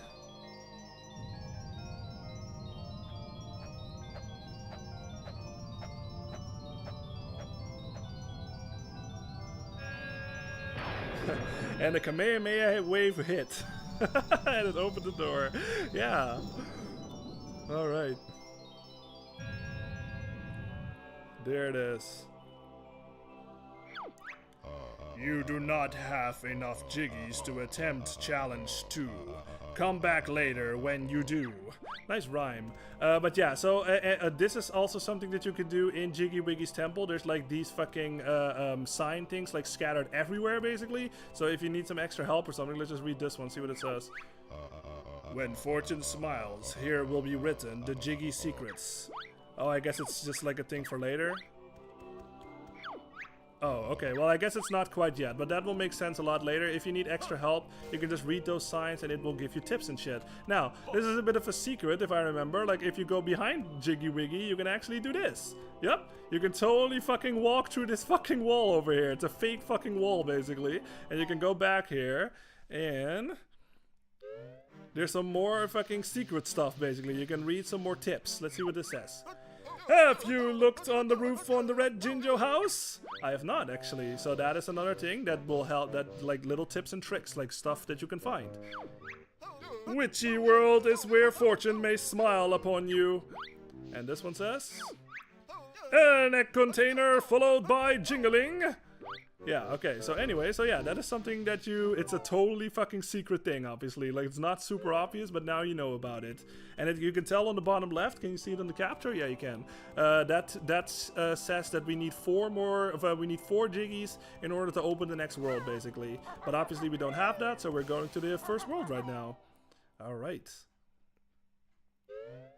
And then the door closes and you cannot go back in. Alright, let me read chat and then I'll talk about something else. Let's see. Jose says, agreed, I've never played these games and I've laughed out loud so many times just in 1 hour. Oh, that's awesome. Yay, I love it. Just in 1 hour watching Lloyd play. Yeah, like I said, this is also why I love these games. It's not just the gameplay, but it's also just the cheekiness behind it, you know, like you can tell that the game is totally aware of it being a game, you know what I mean? Like it sort of breaks the fourth wall like constantly and shit. So the dialogue is just something that I love too, you know what I mean? So it's the music, the gameplay, like all this stuff is the entire package for me, really. Let's see, Soyburn says, my new favorite word is now Jiggy. Yeah, Jiggy. I think I'll name my next pet cat Jiggy. That's awesome. And then if you have 2 cats, you can name the other one Wiggy. Jiggy and Wiggy. I love that. Jose says, I won't let you destroy my world. Yeah. Jose says, McJiggy. I've never heard Lloyd laugh out loud so much before. Yeah, I love McJiggy. That's just so funny. Let's see. Soyburn says, my girlfriend's cat name is Ziggy. Oh, that's perfect. Siggy and Jiggy, that's perfect. Soyburn says, only word funnier than Jiggy is McJiggy. Yeah, I love McJiggy. Alright. But yeah, so before I get into the first level, like this is just something that I want to get out of the way. But like I said, there's this endless fucking debate on which game is better, right? Like, do you prefer Banjo-Kazooie or do you prefer Banjo-Tooie? Like, it's kind of one of those situations for me. Like, I'll get into this a little bit and then I'll go into the first level, but it's kind of one of those situations for me where nowadays, like, I prefer Kazooie. And the reason for that is because Kazooie is a lot faster. Like you can tell, like there's a lot of stuff already happening in this game, like with like the cutscenes and like shit like this, like when we did that puzzle thing and McJiggy or whatever, like Jiggy Wiggy has to do that whole like thing and like the laser comes out and like you have that cutscene that you can't skip to open the door. Like it's a lot more waiting. Let's just say it like that. Like obviously this is the sequel, so they basically tried to make the game like as grandiose as they could, you know what I mean? And you can tell that they did that with like the production behind the cutscenes and like the bigness of it all, like this this game is way fucking bigger than Banjo-Kazooie and stuff. You have way more moves, all that shit. So they basically just tried to make it bigger, basically, because it's a sequel. But bigger does not mean better, you know what I mean? Like if it's bigger and longer and whatever, like it doesn't mean that it's fucking a better game. Like just because you have more game does not mean that it's better automatically. So this is just sort of, I don't know, like for me it's a lot slower, this one. First of all, like I said, there's a lot more loading times, there's a lot more fucking cutscenes or something that you can't skip, and the worlds are so much bigger, you know what I mean? There's a lot more backtracking too. Like this is another thing that is a big argument against Banjo-Tooie, is like in Banjo-Kazooie you could basically get into a level, you can get everything and you can get out of there, right? Like you have 100% of that level and you can move on. Depending on how you play it, like maybe Freeze Easy Peak is the one instance where you have to backtrack to get like a certain power up in another level, and then you need to go back and get that Jiggy you couldn't get. But in this one, not nearly can you get everything on your first go in that world. You basically have to go to other worlds, learn new moves, and then go back. So it's basically just a giant like Metroidvania in that sense, which obviously if you prefer that, then that's awesome. But if you sort of, like I said, like I'm an adult these days, so it's one of those games where like Banjo-Kazooie moves a lot faster, you know? Like you can go into the world, you can get everything, and you can move on. You know what I mean? Whereas this game is, like I said, it's bigger, it's longer, and there's a lot more fucking happening. So it's a bigger commitment, if that makes sense. You know what I mean? Like if I start playing this game, then I know that I'm going to be playing it for at least a couple of days or something, you know? Whereas like Banjo-Kazooie, I can pick up and I can just play it in one day. You know what I mean? I can finish the whole game in 1 or 2 days or something, like depending on how and what kind of mood I am. But this game, like I said, there's a lot more happening, there's a lot more waiting, all of that stuff. So that is sort of my argument. But I think like at the time when this came out, like when I was still like a kid and stuff,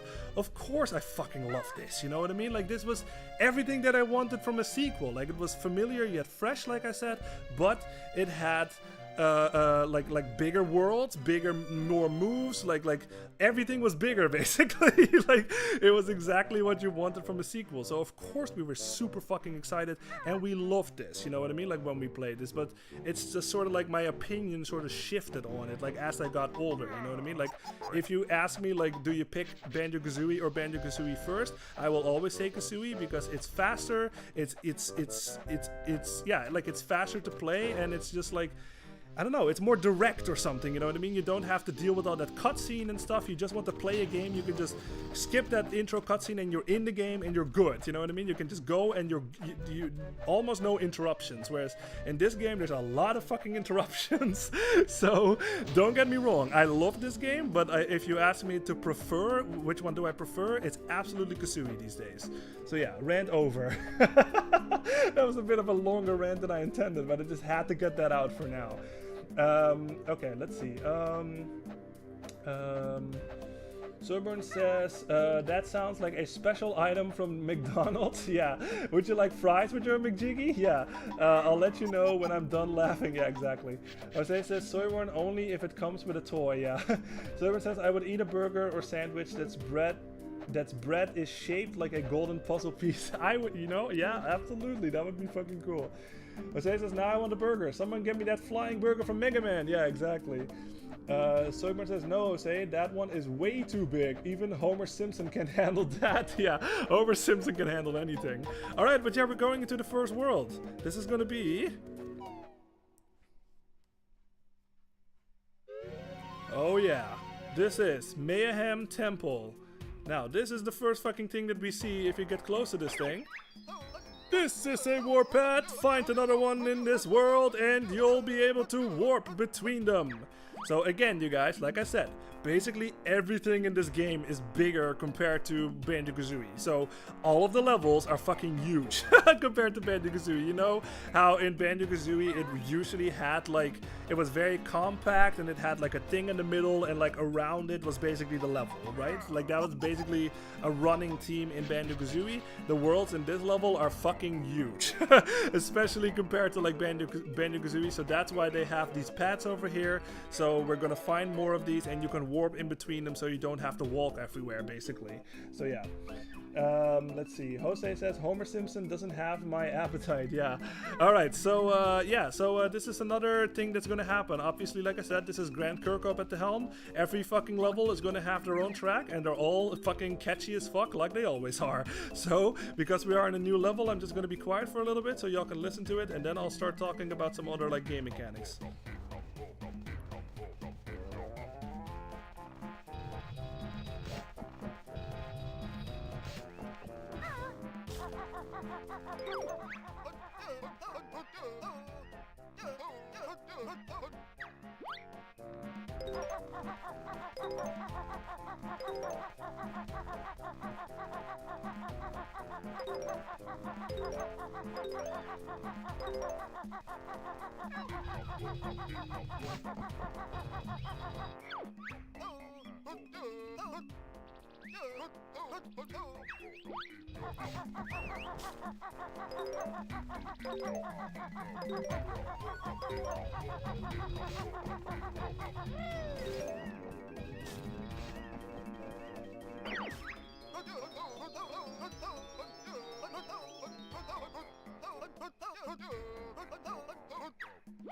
Yeah, so again, super fucking catchy stuff, man. like I said, we're gonna hear a lot of fucking new music in this game, obviously, and like I said, Grant Kirkhope is a master at that sense in composition, and it's another fucking soundtrack full of super catchy stuff. So yeah, love this track, and we're gonna hear a lot more. Okay, I'll catch up on chat, and then I'll start talking about some other stuff. Someone says, lol, you ever see the one where Homer goes to hell and they force feed him donuts, but they end up running out of donuts? I have not seen that, but I totally am picturing it right now. That's hilarious. Jose says, Serburn, yeah, I've seen that. He's truly a gluten, yeah.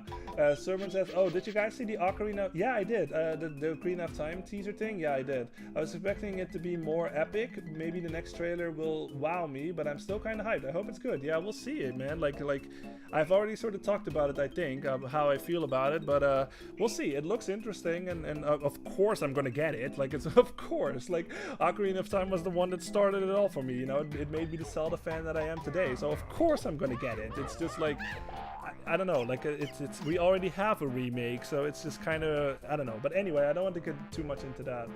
But like I said, I will buy it, and I am excited for it for sure. Let's see. Sober says, oh, yeah, hut. Yeah, he's very much like an army guy. Yep.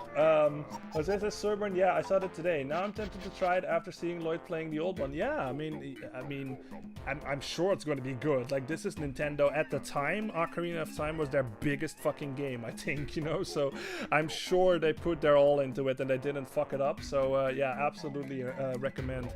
We'll see. We'll see when we see more, because we really didn't see anything besides like some graphical stuff.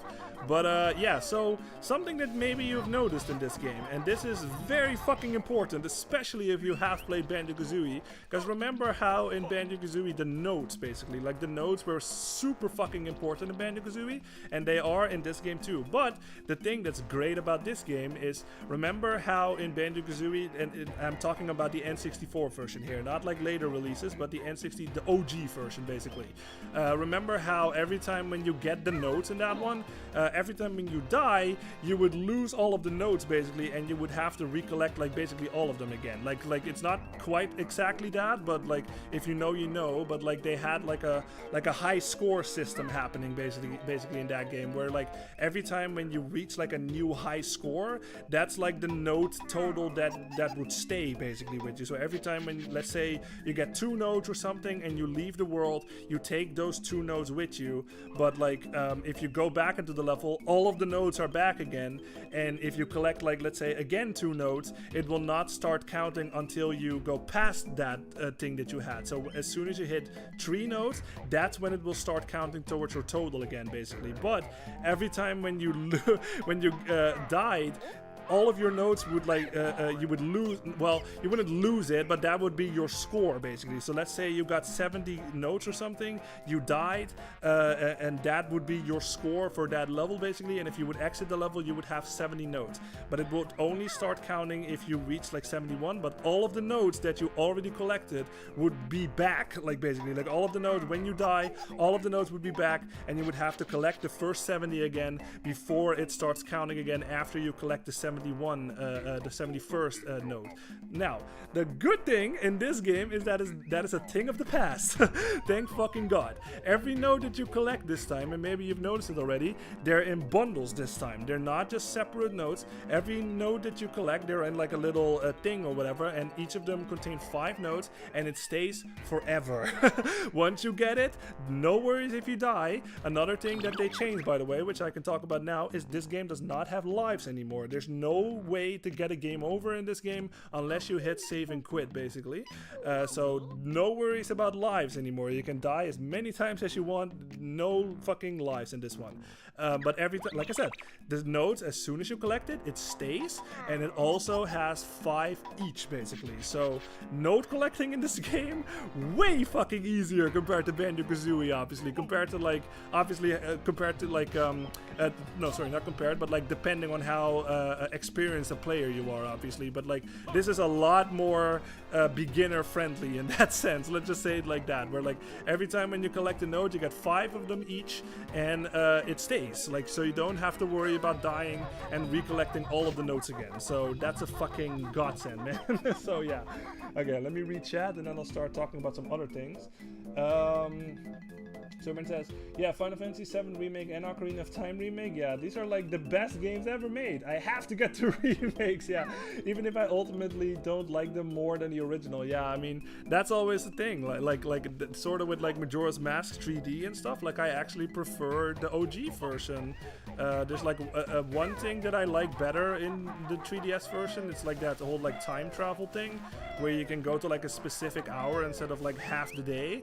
But like other than that, like I pretty much prefer like almost everything, I think, from the OG. So it happens. Sometimes like remakes just aren't as good as the originals. But yeah, so let's see, what else can I talk about here?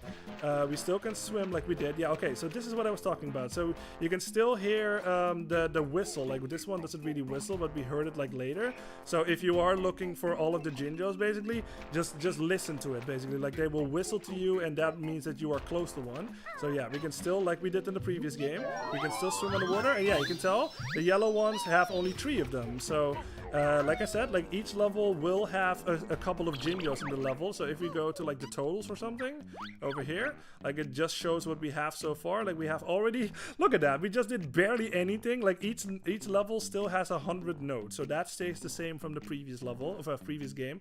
But we already have 70 out of 100 just from walking forward, basically. So yeah, you can tell like there's going to be 5 Jinjos in this level.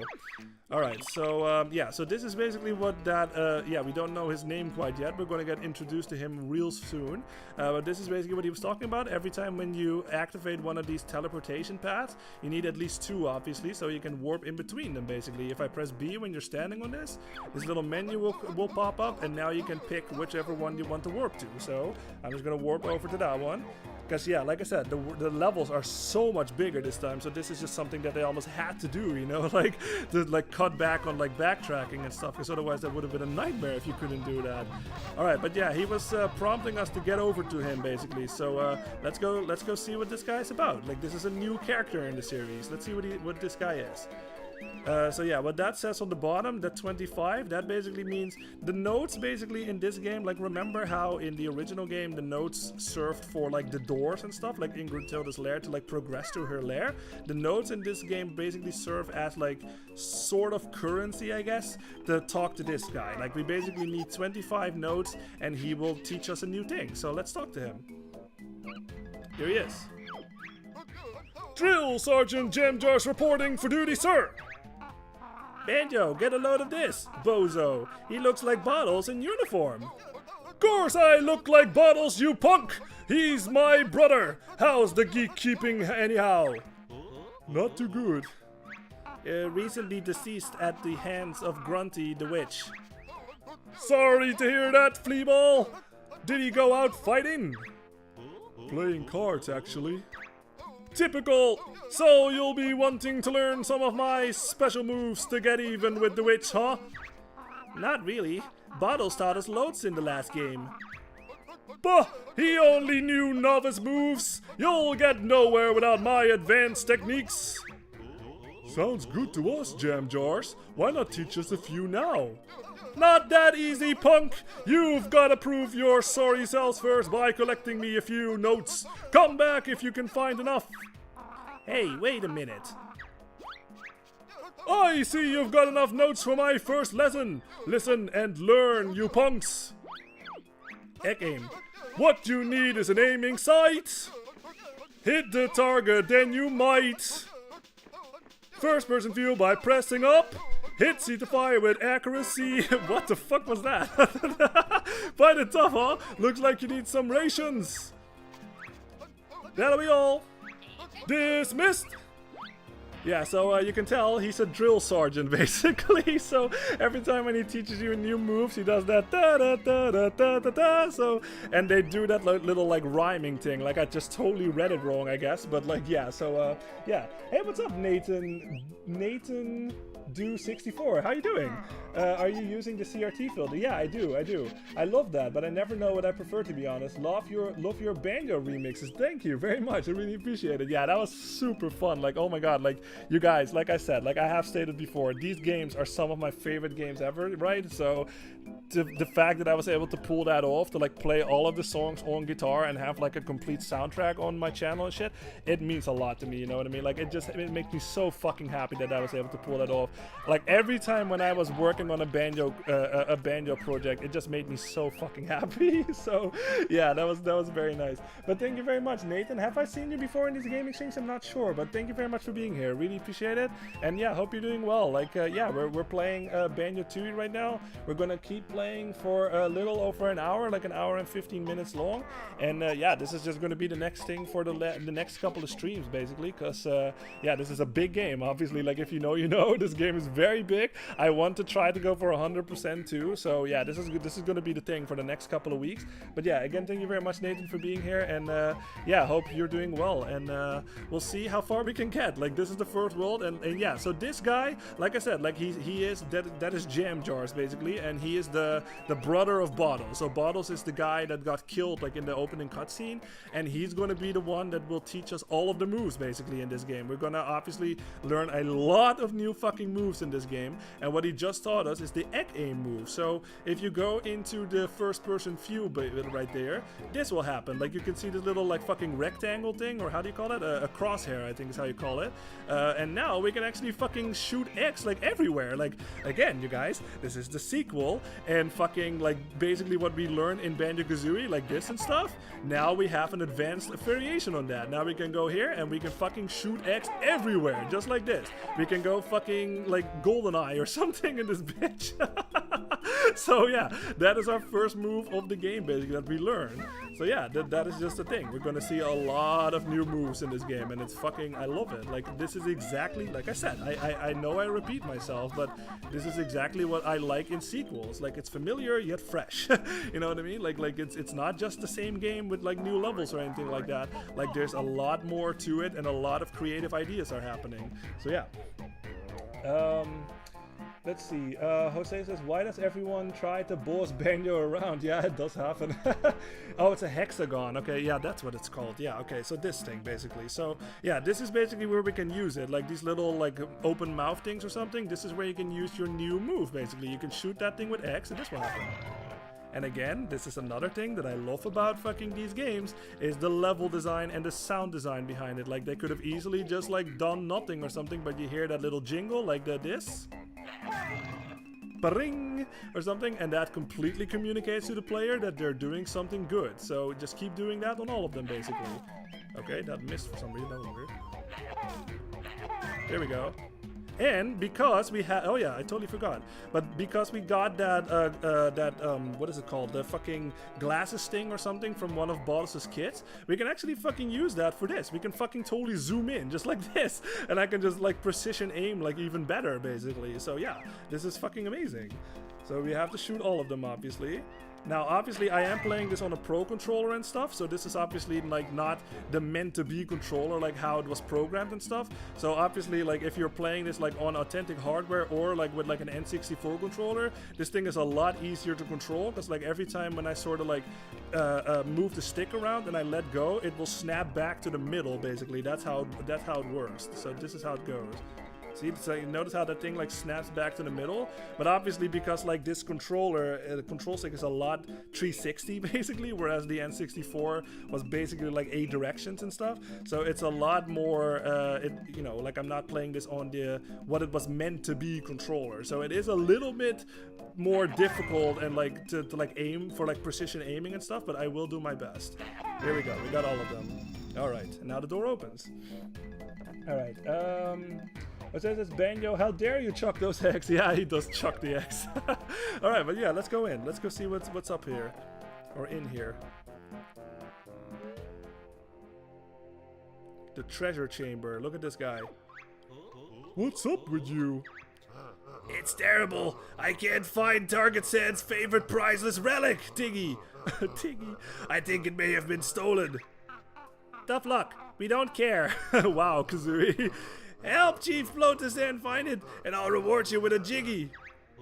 A jiggy? Well, in that case... Great! I'll open the other door for you, but please hurry. Mayhem Temple, yeah. So now you will open the door, and then we can go in there. But, yeah. Okay, anyway. But yeah, you can tell, like, again, this is, I won't comment about it too often, but, like, this is another thing that just happens in Banjo-Kazooie games, basically. Like, we are in a different environment, but the song is quite different, but it does still use, like, things from the song we heard outside, basically. So listen to it for a little bit. Oh yeah, these things.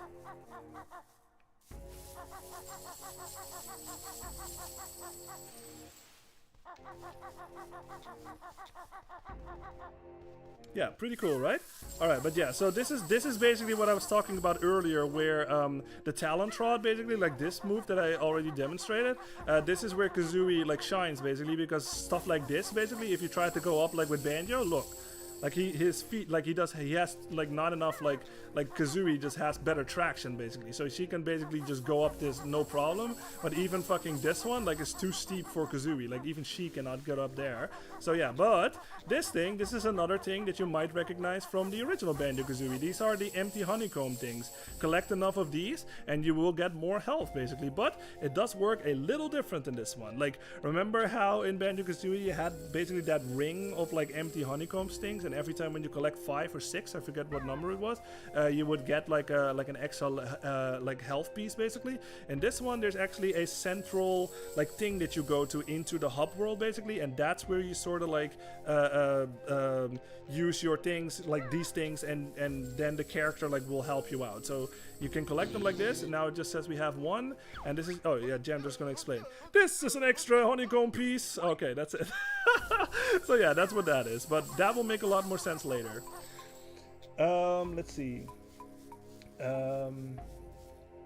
Yeah, Soyborn, tough luck, we don't care. I like that. Yeah, I like how fucking savage like Banjo and Kazooie are in this game. They are just like, if there's not a Jiggy involved, we don't care. Like, we will only help you if we can get a Jiggy in return. Jose says, a Jiggy? That bird has got some attitude. Yeah, so if you don't know, but Kazooie is basically like, how do you say this? Like, she basically has no filter. Like, we already have seen her say like some pretty messed up shit and stuff. She does have a conscience, obviously. Like, she knows when she sort of like crosses the line a little bit, but like, she basically is the one that like, how do you say this in English? But it's like, she's the brash one, I guess, or whatever. Like, she just has like cheeky remarks about everybody. She talks shit about everybody and all that stuff. And like fucking Banjo is like the one that sort of has to like keep her in tow. You know what I mean? Like, he's basically the calm one, and Kazooie is the more like brash and like the Daisy, I guess, in more sense. Like the more energetic and like whatever. Like, Kazooie really has no filter basically. So that's what you need to know about their personalities. Jose has, that one looks like a bloated Scrappy-Doo. Yeah, you mean this guy? Yeah, I guess that makes sense. Alright, but let's go outside. So this is just, you know what? I'm not gonna jump ahead. Actually, let's just keep exploring this world. Yes, exactly, Jose. Thank you very much. Like good cop, bad cop. Exactly. So Kazooie has that sort of bad cop situation where she's just like, you know, like I don't care, like fucking she shit talks about everybody, and fucking Banjo is the one that has to calm her down like constantly and like keep her in tow basically. So yeah, but we have some more notes over here. So if we go up here, so this is another mechanic that I can talk about if I remember correctly. Is that over here? Oh yeah, this is something that you can do too, by the way. If you press the right stick down, basically, you have like 3 different camera zooms, basically. Like this is super closed up. If I press it once, like it zooms out a little bit, and if I press it down once, it will zoom out even more. So that you can use this, obviously, like to have for your preferred style of playing. Like I like to have it like this, because now I can see a lot, basically. So yeah. Alright, but I believe, if I remember correctly, I should be able to go up here. Yeah, there we go. Now this is too steep for Banjo, so that's where we use the talent trot. And there is a little fucking Jiggy up here. Now, this is another thing that I quite actually don't like about this game. And again, like this is just going to happen through this whole playthrough. I'm going to compare a lot of things to Banjo-Kazooie. But remember how in Banjo-Kazooie, like every time when you get like a Jiggy, like he would do that cute as fuck like dance and shit, like the da da da da da da da da da da. Da-da-da-da, and then Kazooie would like eat it and shit, and he does the yo-ha, you know, like after every fucking Jiggy that you collect. In this game, this happens.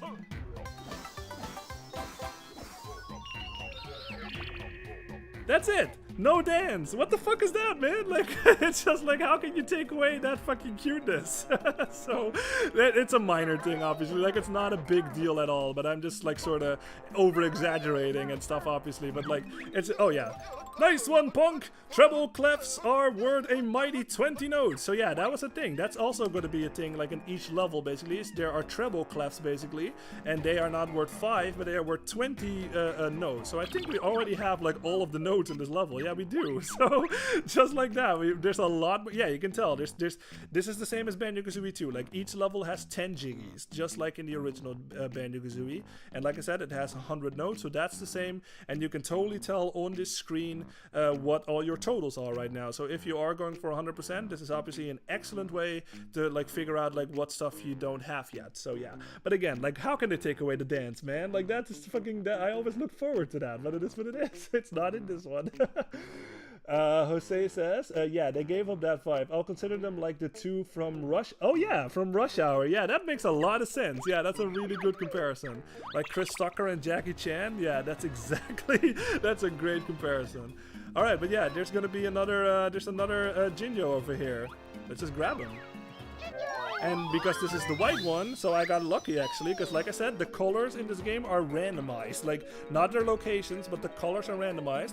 And the white family always has only has 1 member, really. So, yeah, we already got a Jiggy from this one.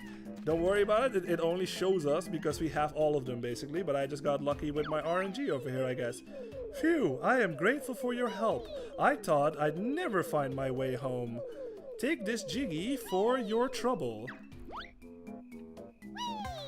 And we got it, just like that. You don't have to go back to them, thank fucking god. That would be quite a nuisance if that was the case. Don't worry about it. If you got all of the fucking Jinjos, you just get it. You don't need to go over to their house or something and get it. Oh, you know what? I will come back here later, actually.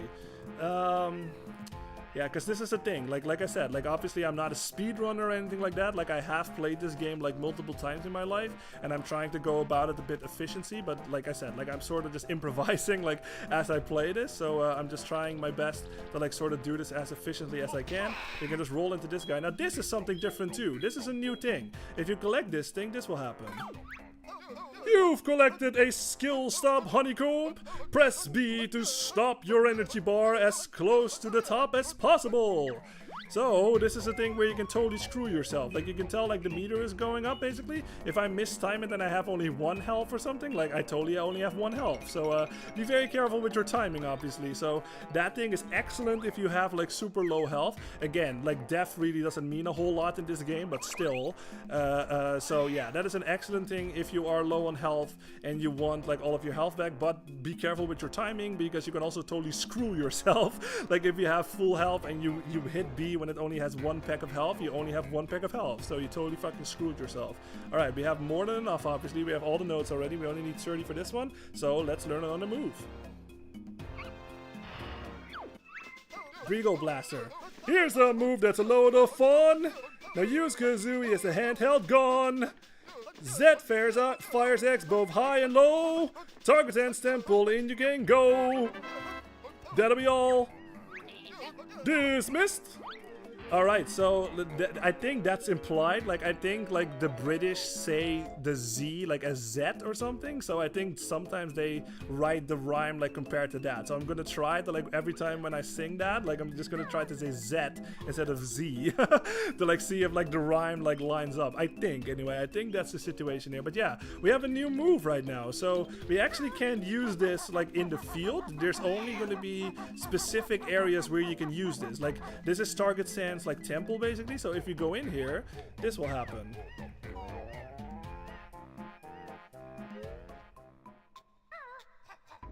Oh yeah, baby, now we are playing GoldenEye 64 or something. Like, I love how Banjo just pulls out, like, Kazooie out of his back and just, like, chick chick, like, just that.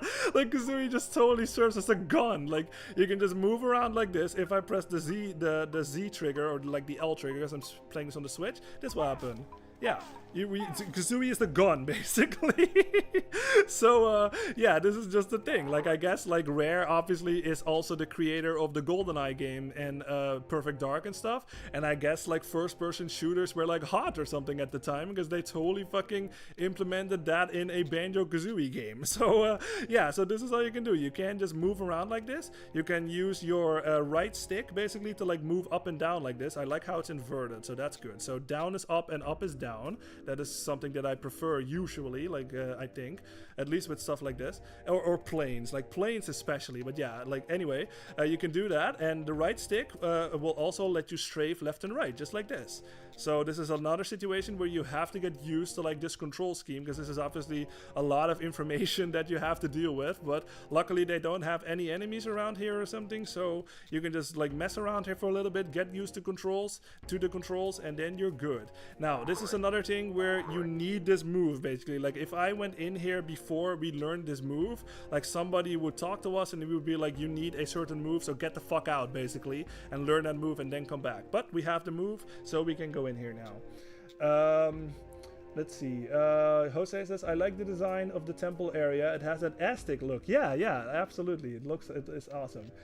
Servant says, this is like Doom now. Yeah, exactly. You can compare it to any fucking first-person shooter, man. Like, it does not matter. This is basically just a first-person shooter right now. Alright, so let's just go in, I guess. Now, this guy. Good, I see you have mastered the art of bird handling. Bird handling. I now challenge you to collect the sacred statues and find your prize.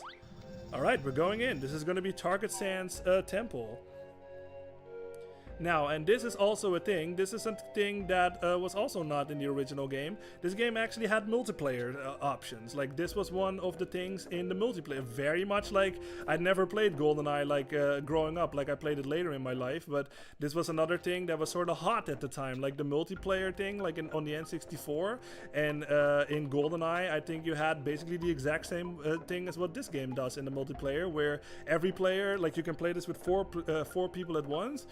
Every player would have, like, basically this screen, and you would go out and find each other and shoot the shit out of each other, basically. So that was really fucking fun. Like, I played that a little bit, I believe, with, like, a couple of friends at some point. So yeah, that was really fun.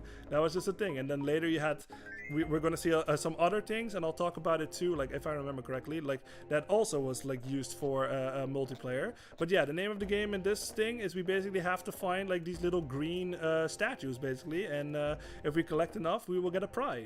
So okay, I'll read the chat. Jose says bird handling again. What is? Yeah, I know, but Jose, come on, you like it? Like, come on, it's fucking funny as fuck. What is with these dialogues? Yeah, instead of Kazooie, it's Kazuka. Yeah, that works too, actually, especially later, and that will make a lot more sense later. But right now, yeah, that works too. But especially later, that's gonna make a lot more sense.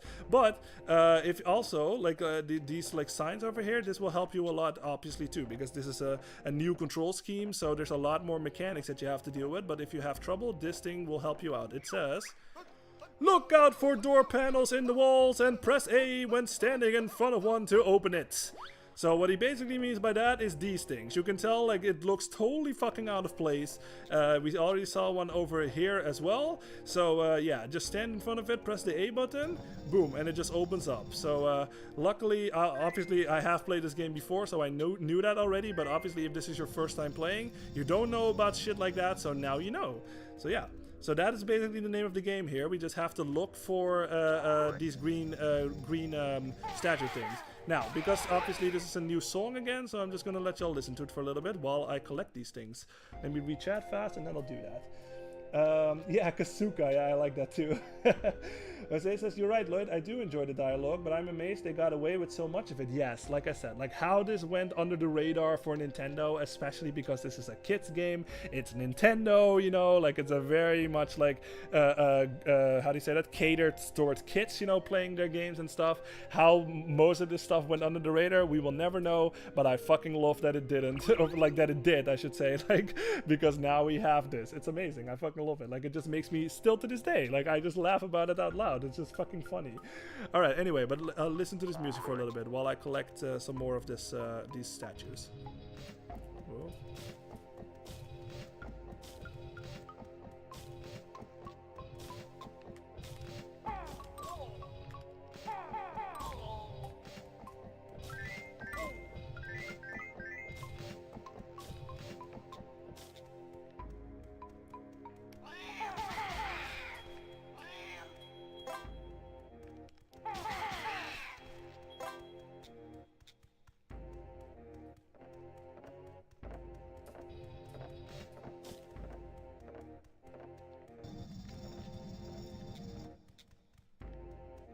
Yeah, see how it just like totally like reuses that main melody that we heard outside again?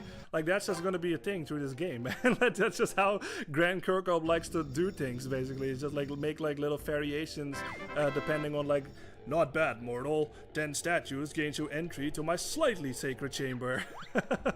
But yeah, like just make like little variations on like the main theme in the level and then just make it how it's appropriate, really. Like we are in like some kind of temple, so it sounds a bit like that, you know what I mean? Like Aztec-wise or something or whatever. So, or Aztec-esque. So yeah, pretty fucking cool. But yeah, so what the hell? There was something else on my mind I was trying to think of. Oh, dang it, it's slipping my mind. Shit, I forgot what it was. Alright, maybe I'll think about it when... Oh, that's it. So, the thing about this is fucking... You can tell, like, this is a bit of a labyrinth, right? Like, you have basically no idea where you're going. You're just basically going and just hoping for the best if you stumble upon things. The thing that I wish that they did, and I'm not sure if this was a thing in GoldenEye, so, like I said, I'm not very experienced with GoldenEye, so I apologize about that, but, like I said, like, I wish they had a map in this or something, because, like, if you press, like, fucking the start button or anything like that, none of that is the case. Like, you have no map on the bottom left or like in the like anywhere on the screen. You basically just have to memorize it all, I guess. And this will especially become apparent later when, remember what I said when I was talking about like maybe I want to 100% this game, but there are at least 2 fucking jiggies in this game that I can't stand. That is basically this. That is, it's one of these sections and you have to find like a certain amount of things or something under a time limit too. So if the time limit reaches 0, you die basically, and you have no fucking map. So you have no idea like where the hell you've been. You basically just have to memorize it as you go. And with shit like this, especially like when you know, like it sort of blends together, like all of this and stuff, like it's hard for me to keep track like where I've been and where I haven't been. So those 2 missions are the ones that give me a lot of trouble every time when I fucking play this game. So that is something that I kind of wish that they did, man. Like if they just made a fucking map or something in the middle of the screen or whatever, that would have helped a lot. But unfortunately that's not the case. So I'm just basically just stumbling around and just hoping for the best, that I stumble upon some spots that I haven't been to yet. Okay, well I guess I just did, so that helps. Alright, let's collect some more stuff. Again, pay attention to the sound design in this game too, because every time when one of those cat soldier things or whatever like notices us, you can notice that it makes that meow sound basically. So if I don't see it, like obviously this is a first person thing, so if that thing is behind me or something, I absolutely don't know that it's coming at me, but because it makes that sound, like I can totally tell that I'm being noticed by something, and then I turn around and then I shoot the fuck out of that thing. So like I said, pay attention to the sound design too in this game, obviously. So yeah, alright, let me read chat. No, okay, I'm caught up. Okay, we heard a little help over there, so that means that there is a Jinjo in this world too, in this level, I mean. Oh yeah, there he is, got him. Yeah. Alright, so we got another Jinjo, so apparently the orange family only has 2 members. So yeah, we'll see when we find out one, like later on in this game. Have I been here yet? Yeah, it was over there. Oh yeah, okay, I can talk about that too. Jose says, I'd get anxious from the first-person shooter angle in this game. Yeah, it is, like I said, like it's a completely different fucking playstyle, basically. Now, you have to be careful with this, because these eggs over here are obviously completely different. They're fucking golden eggs or something, like like the goose and the golden eggs. Now, every time when you get closer, like this fucking thing up here, like you can see it already, this fucking blue demon thing or whatever, like blue crocodile thing or whatever, like comes out and tries to bite you, basically. Now, all you have to do is just shoot him with your axe, boom, and he dies. Just like that. But you do have to be careful. Like I said, you guys, this is completely different from Banjo-Kazooie, where like every time when you would beat an enemy, it would basically permanently be dead. In this game, that's not the case. Enemies will respawn after a little bit. I'll just stick around here for a little bit so you can see. You can also hear a sound. So that will communicate to you that that thing is back, basically. So I'm just going to wait for a little bit until these things come back so you know what it looks like. Come on. And otherwise I'll show it like somewhere else if this one just doesn't do it. There it is. Yeah, see, so you saw those little sparkles, you also hear that sound, so that implicates that this thing has respawned, and now it's just totally back. So yeah, it's just something that you have to worry about. Now, these golden eggs over here, if you grab it, we basically have like infinite fucking eggs right now. You can hold the button down just like this, and Kazooie will just go like a fucking like a Gatling gun or something. Like you can fucking just hold the button down and like you have infinite eggs. Like that fucking counter on the top right is like, it's like a timer basically. When that reaches 0, that means that we don't have the golden eggs anymore, but there's no fucking ammo to this until that fucking thing just reaches 0 basically. So it's fucking amazing. You can just hold down the button like this and you fucking demolish everything in your path, man. It's fucking amazing. So yeah. Okay, so that goes. We don't want that quite yet, so we want this. Okay, we got everything. Good. Yeah. Most impressive, mortal. 20 statues gains you entry to my really sacred chamber. Okay, so we don't want to go into that one quite yet, because I want to show something. Now, because we got 10 of them, he said, like, we will go into his slightly sacred chamber. So let's go do that first. There it is. There's just a Target Sand slightly sacred chamber. Yep, there it is. Just because we got 10 of them, we got a Jiggy. Boom, just like that. Hell yeah. All right. Jose says a machine gun bird. Yeah, exactly. That's exactly what that golden egg is. Like, it's a machine gun, a Gatling gun, whatever you want to call it. You can just hold the button down and rapid fire, man. It's fucking amazing. Now, because we got 20 statues, now we can actually go into the real sacred chamber. So let's go do that. Jose says it's all fun and games until Kazooie gets an egg stuck in her throat and can't shoot. Yeah. Oh my god. Yeah, exactly. All right, let's go in. So you probably think, like, huh, do we just get another fucking Jiggy for free? The really sacred chamber. Look, Banjo, there's another Jiggy. This is just too easy.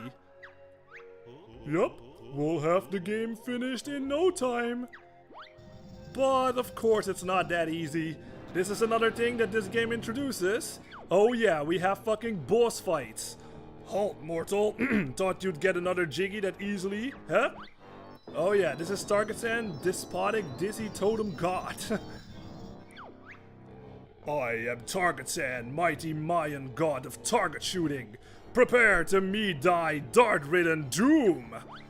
Yep, so we have a boss fight right here. So, like, I guess, like, Banjo-Kazooie had, like, you can count that crab, I guess, like in Treasure Trove Cove as, like, a mini-boss, I guess. But that's a bit of an exaggeration of, like a reach, I think.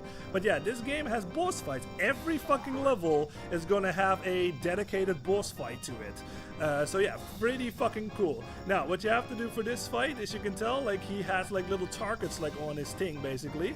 And obviously, this whole level, it was basically preparing us for this, because that's what we had to do to find those statues. You had to get used to the controls, you had to shoot the shit out of those cats and shit, and now we have a boss fight. Listen to the music for a little bit, because this is another thing, obviously, like, besides the final boss in Banjo-Kazooie, like, Banjo-Kazooie really didn't have boss music, but this game does. Listen to it for a little bit.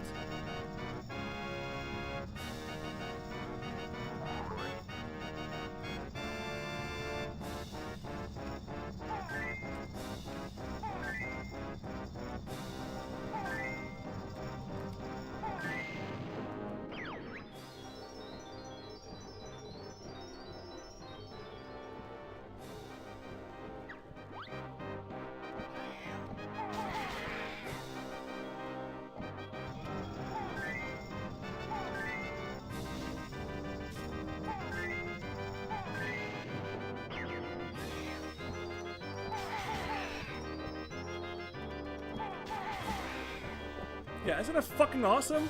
Like, god dang, man, the Grand Cup is so fucking awesome. So yeah, all you have to do for this is, like, this is where your strafing comes in. Like this, I highly recommend, like, get good at this, like, as soon as you can, basically, because, like, you can tell, like, these fucking things, they shoot at me, basically, and it's, like, super clunky if you try to, like, dodge it, like, by just moving, basically. But just by using the right stick, I can just strafe to the left, and I can also shoot while I do that. So I can just do this or something, and boom, like, one of his fucking layers gets down. Now, the thing that I recommend is, like, obviously, because, like, you keep progressing to this fight and he doesn't want to die, this boss fight, like, he basically spawns in, like, his little moogies, I think is what he called it earlier. Ow. So what I recommend is just take those things out first, basically, and then focus on him, because otherwise you have to deal with, like, a lot at once, basically. So take those guys out, but you do have to remember, obviously, like I just said, enemies respawn in this game, so you do have to be careful to not take too long, because then those things will be back. Alright, we got him. I think we just have to take care of the cats. And like I said, pay attention to the sound design, because I think actually if you play this with, like, headphones on or something, it's actually like a dynamic thing too. Like, if this thing is behind me, let me check actually. I'm not hearing, like, the meow sound. Okay, anyway, I'm not sure, like, if that's a thing. Like, if he, like, actually, like, you hear, like, the meow, like, on the right side or on the left side in your headphones. I'm not quite sure if that's the case. But yeah. Alright, but we got him. No! You've beaten me! Now suffer as I invoke my sacred self-destruct! Don't worry, this is not a Metroid game. Just stay away from him, because he will shoot, like, little... Oh! Oh! Okay! That is, like, his desperation move, basically. So, that is very unfortunate if you are, like, getting hit by that when you still had one pack of health left. Like, luckily that was not the case for me, but still, like, just get away from him, like, dodge that little arrow thing that the dart thing that he shoots at you, and you're good, and we did it. But yeah, again, this is going to be a thing.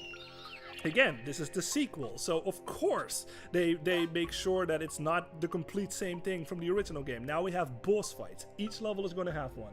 It's fucking... I love this game, you guys. Like, it's so cool. I'm so excited to play this on stream finally. Like, I've been looking forward to it for sure. Let's see. Jose says, honestly, I like the design of this boss. It really looks accurate to the area. Yeah, it totally does. Like, again, this game is like I said in Super Mario Land 1 and also in Banjo-Kazooie, like, this game is pure quality, man. Like, it's like I said, the only thing that's happening is, like, you compare it to the prequel, you know? Like, obviously, like I said, I stated before right now, like, I prefer Kazooie, but this game has a lot of fucking awesome stuff, you know what I mean? And that's exactly what you sort of expect from a sequel, you know what I mean? So yeah, they fucking another game that's just fucking amazing stuff, and we're gonna see all of it. And like I said, I am very excited that we finally are playing this, because like I said, I've stated it multiple times at this point too, but I love these games. Like, these are like top fucking tier games for me, man. Like, I fucking love it. So yeah. Alright, but now the problem is I just fucking need to find my way out of here, because like I said, I have have no fucking map, and I have no idea where the hell I'm going. Let's see. I think I have to go up here. No. It's somewhere here-ish. This is where it is, I think. Yeah, this is it. Okay, cool. So yeah, okay, we made it out. We got the Jinjo, so we should be fine on this area. All right. This reminds me a lot of Donkey Kong Country, actually, now that I hear this music. Especially the ta-da-da. That is like almost right out of fucking the original Donkey Kong Country, and that's pretty nice. Which is also rare, so that might have been just a little nod to like David Wise or something by Grant Kirkhope. Alright, sweet. We are out of there.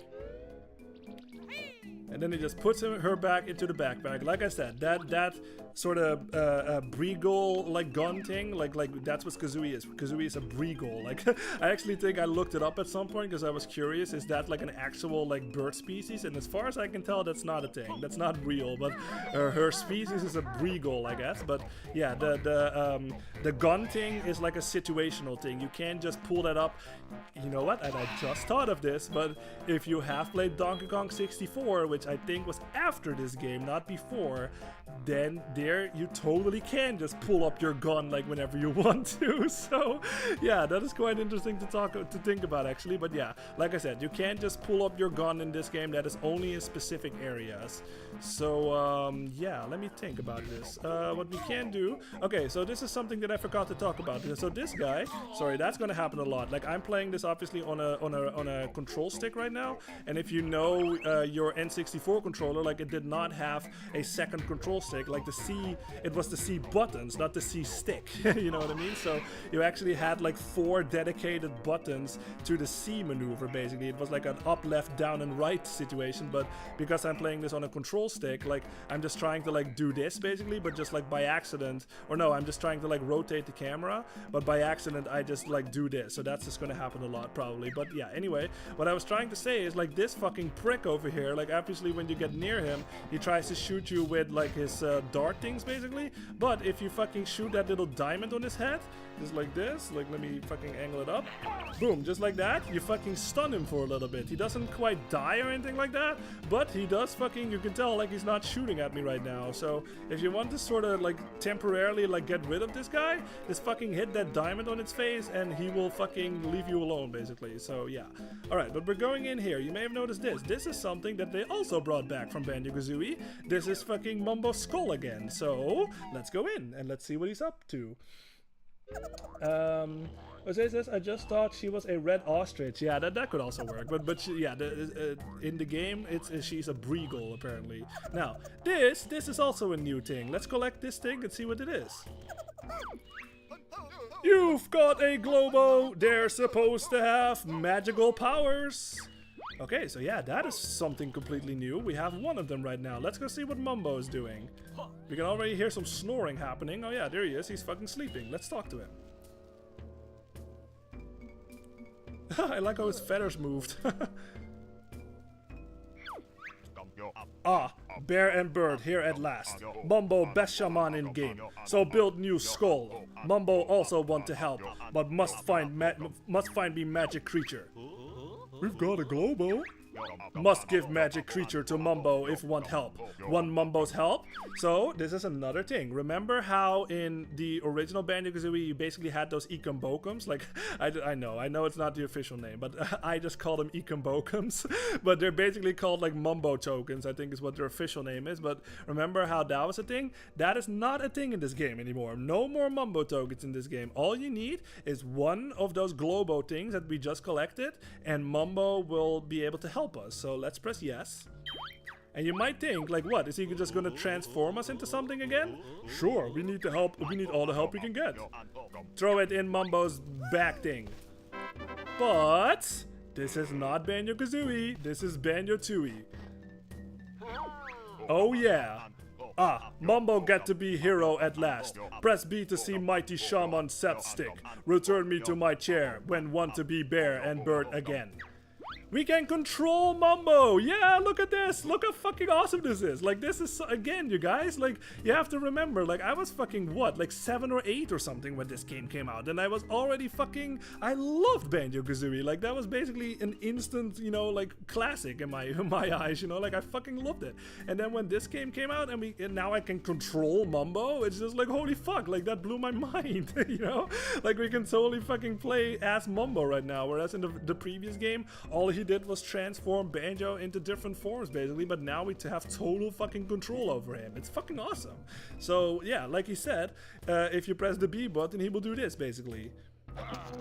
He will use like his magic wand or something, and he will zap like everything in his way basically. If you hold the button down, this will happen. He will hold it out longer basically, but it does not last. Like, it does not last forever. You can tell. I'll do it again.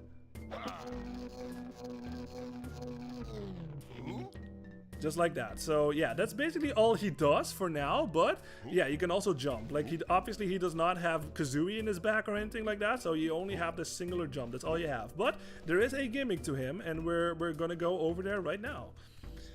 It says it's nice, you can play another character other than Banjo-Kazooie. Yeah, it's so, like I said, this makes it's a lot more of a big deal, I guess, if you have played the original Banjo-Kazooie, you know what I mean? Like I said, like, it's a totally different experience if this is your first game that you're playing out of them, you know? But because I played Banjo-Kazooie before this, like many others like around me and stuff, like, yeah, this was huge, man. Like, this just the fact that we had more Banjo-Kazooie to play, we had a whole new fucking game with, like, you know, like more levels, more moves, like everything. Like, it was everything, man. Like, it really was. It was like one of those things where it's just like we've been, yeah, it's finally, like, it's sort of how I feel like when Tears of the Kingdom or something was finally real, you know what I mean? Like, you've been knowing about it for so long and now it's finally real and you're playing it. Like, that was sort of how I felt when Banjo-Tooie was finally a thing and we were finally playing it. Like, I had that realization. I was like, oh my god, it's finally real. I'm gonna play more Banjo and I'm so fucking excited about it, you know what I mean? So, and then shit like this, you can play fucking as Mumbo this time. So yeah, man, this was the shit back in the day, and it still is. Like, I fucking love it still. Now, this is where basically Mumbo will become very fucking important. These fucking Mumbo pads over here. Only Mumbo can obviously fucking activate these. Mumbo, press B to see mighty Mumbo magic. So let's press B and see what happens. Hope this works. Summon Golden Goliath. He's doing something to that statue. Oh yeah. Oh yeah, baby. This thing is fucking alive right now. And the best part, we can control it.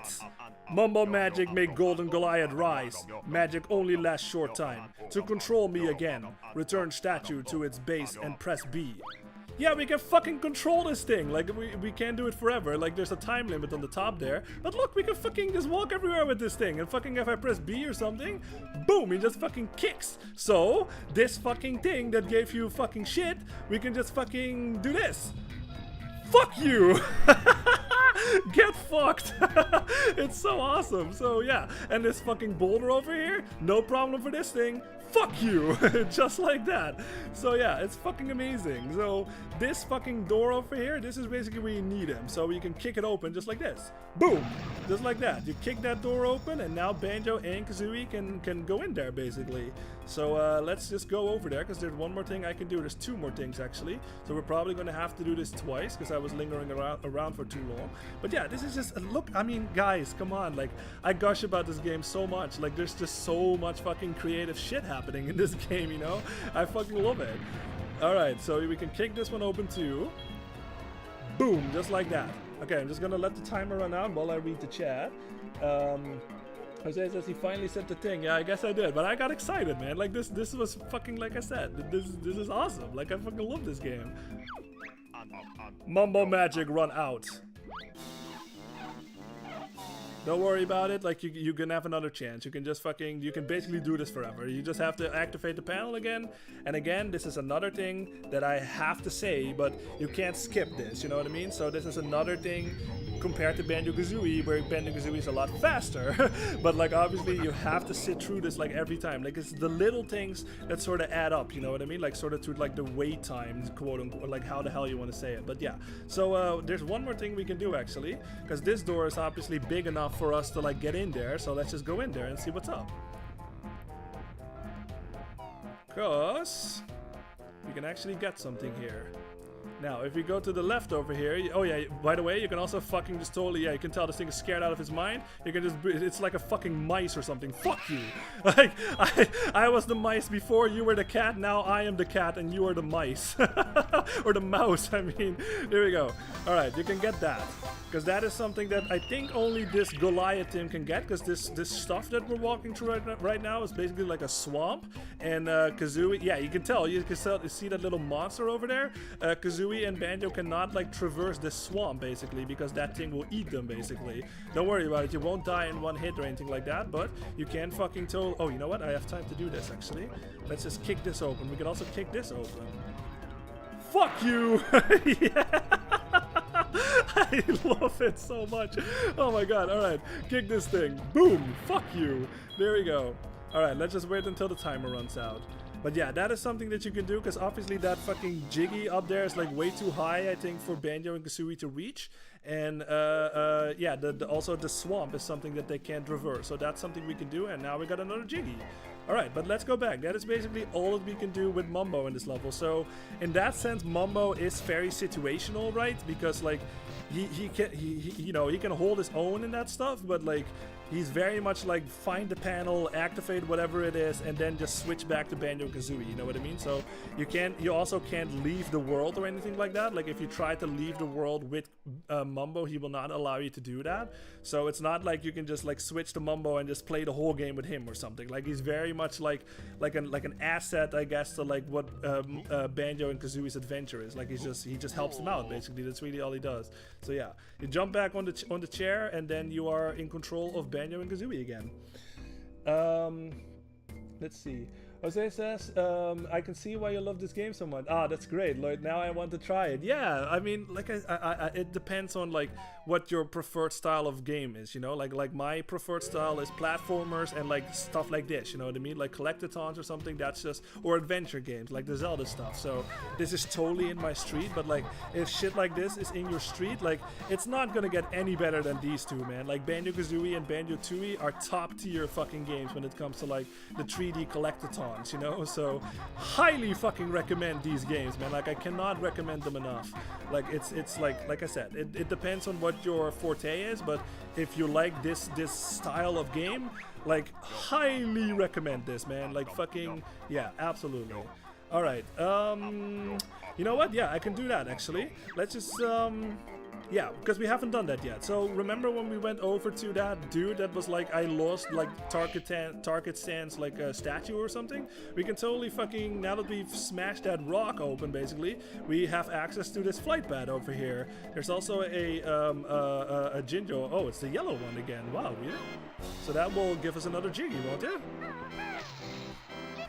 Oh no, oh okay, that was 3. Okay, I thought it was 2. Okay, wow, that is really, like I said, you guys, like the Jinjo colors are randomized, so that's why I was a bit surprised to see 2 yellow ones in the same level. But yeah, alright, let's just check out what this guy is, because this is obviously fucking, listen to the music, like, this is very fucking, like, it's like a football stadium or something, like, listen.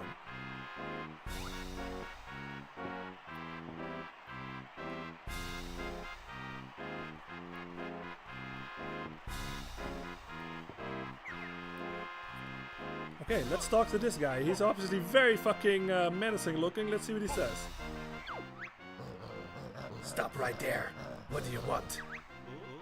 We want to go in there as it sounds cool. Of course it's cool. Everyone wants to see the stony kickball games. Stand aside then, bozo. We'll miss the action. Bozo? I'm Officer Uno Go Pass. And there ain't no tickets left. They sold out while you were playing Banjo-Kazooie. I love that fourth wall breaking. We don't want to watch. We're here to kick butt and win.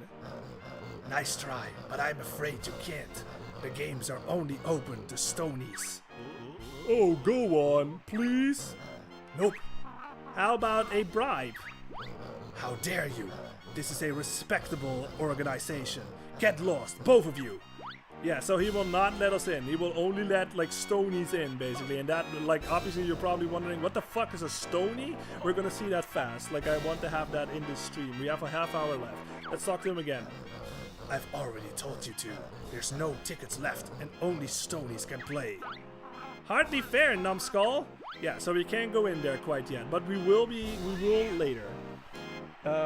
Yeah, stand aside, bozo. Yeah, this is, like I said, that is just Kazui's personality. Like, she does not care about proper, like, mannerism or whatever. She will call everybody names, basically. So, it's quite funny in that sense. Alright, but yeah, let's do this first, because, like I said, that's just something that we can do now. Now that we have access to the flight pad, the fucking, yeah, the guy was like, he was like, the statue thing. Like, he lost the statue, and he's like fucking, he does not know where it is. So he opened up this door for us, and now we can actually go in here. Now that we have access to the flight pad.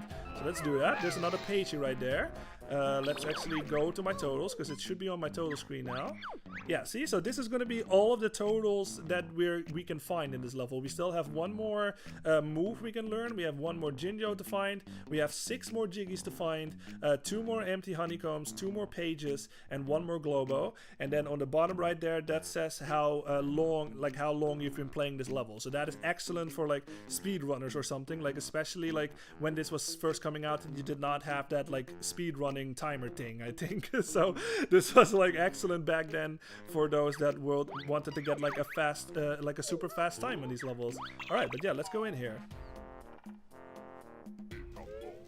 All right, this is a new area. This is the treasure chamber again, but now we are higher up, basically. Now, this is... I kind of don't want to talk about this quite yet. This is going to be something I will talk about later. Because it really won't make sense. Yeah, I'll talk about it later. I'll talk about it later. We are in Unga Bunga's cave right now. So... And maybe, you know what? I'll give y'all a little, like a sneak peek or whatever, but listen to the music for a little bit. And maybe you can put together what's happening here. There's obviously the fucking statue we're looking for.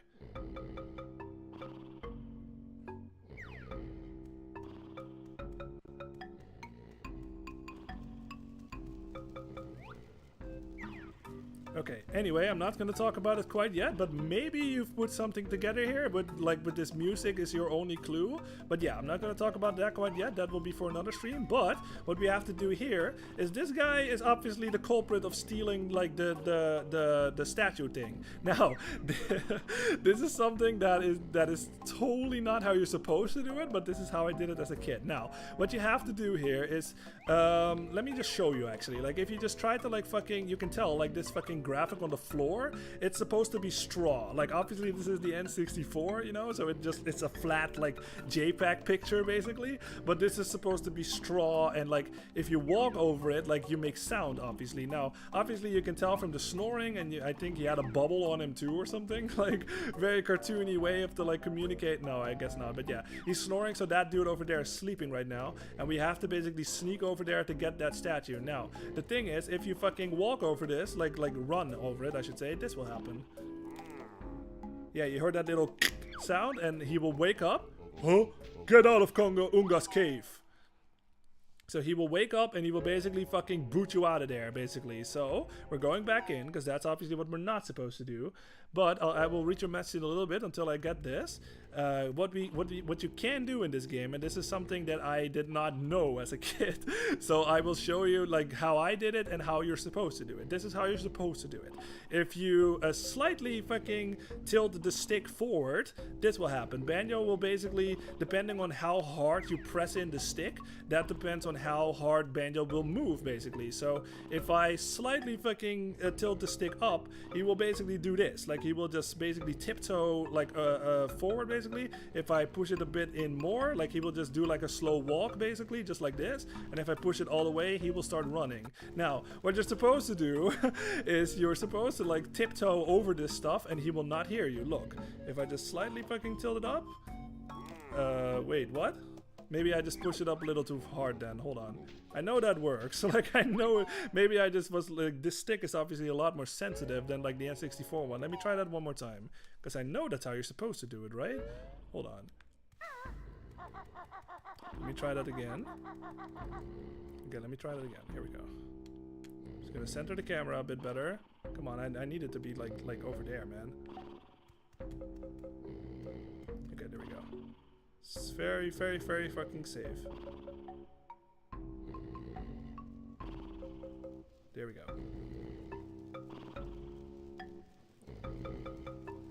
Very careful. I'm trying so hard not to move my finger right now.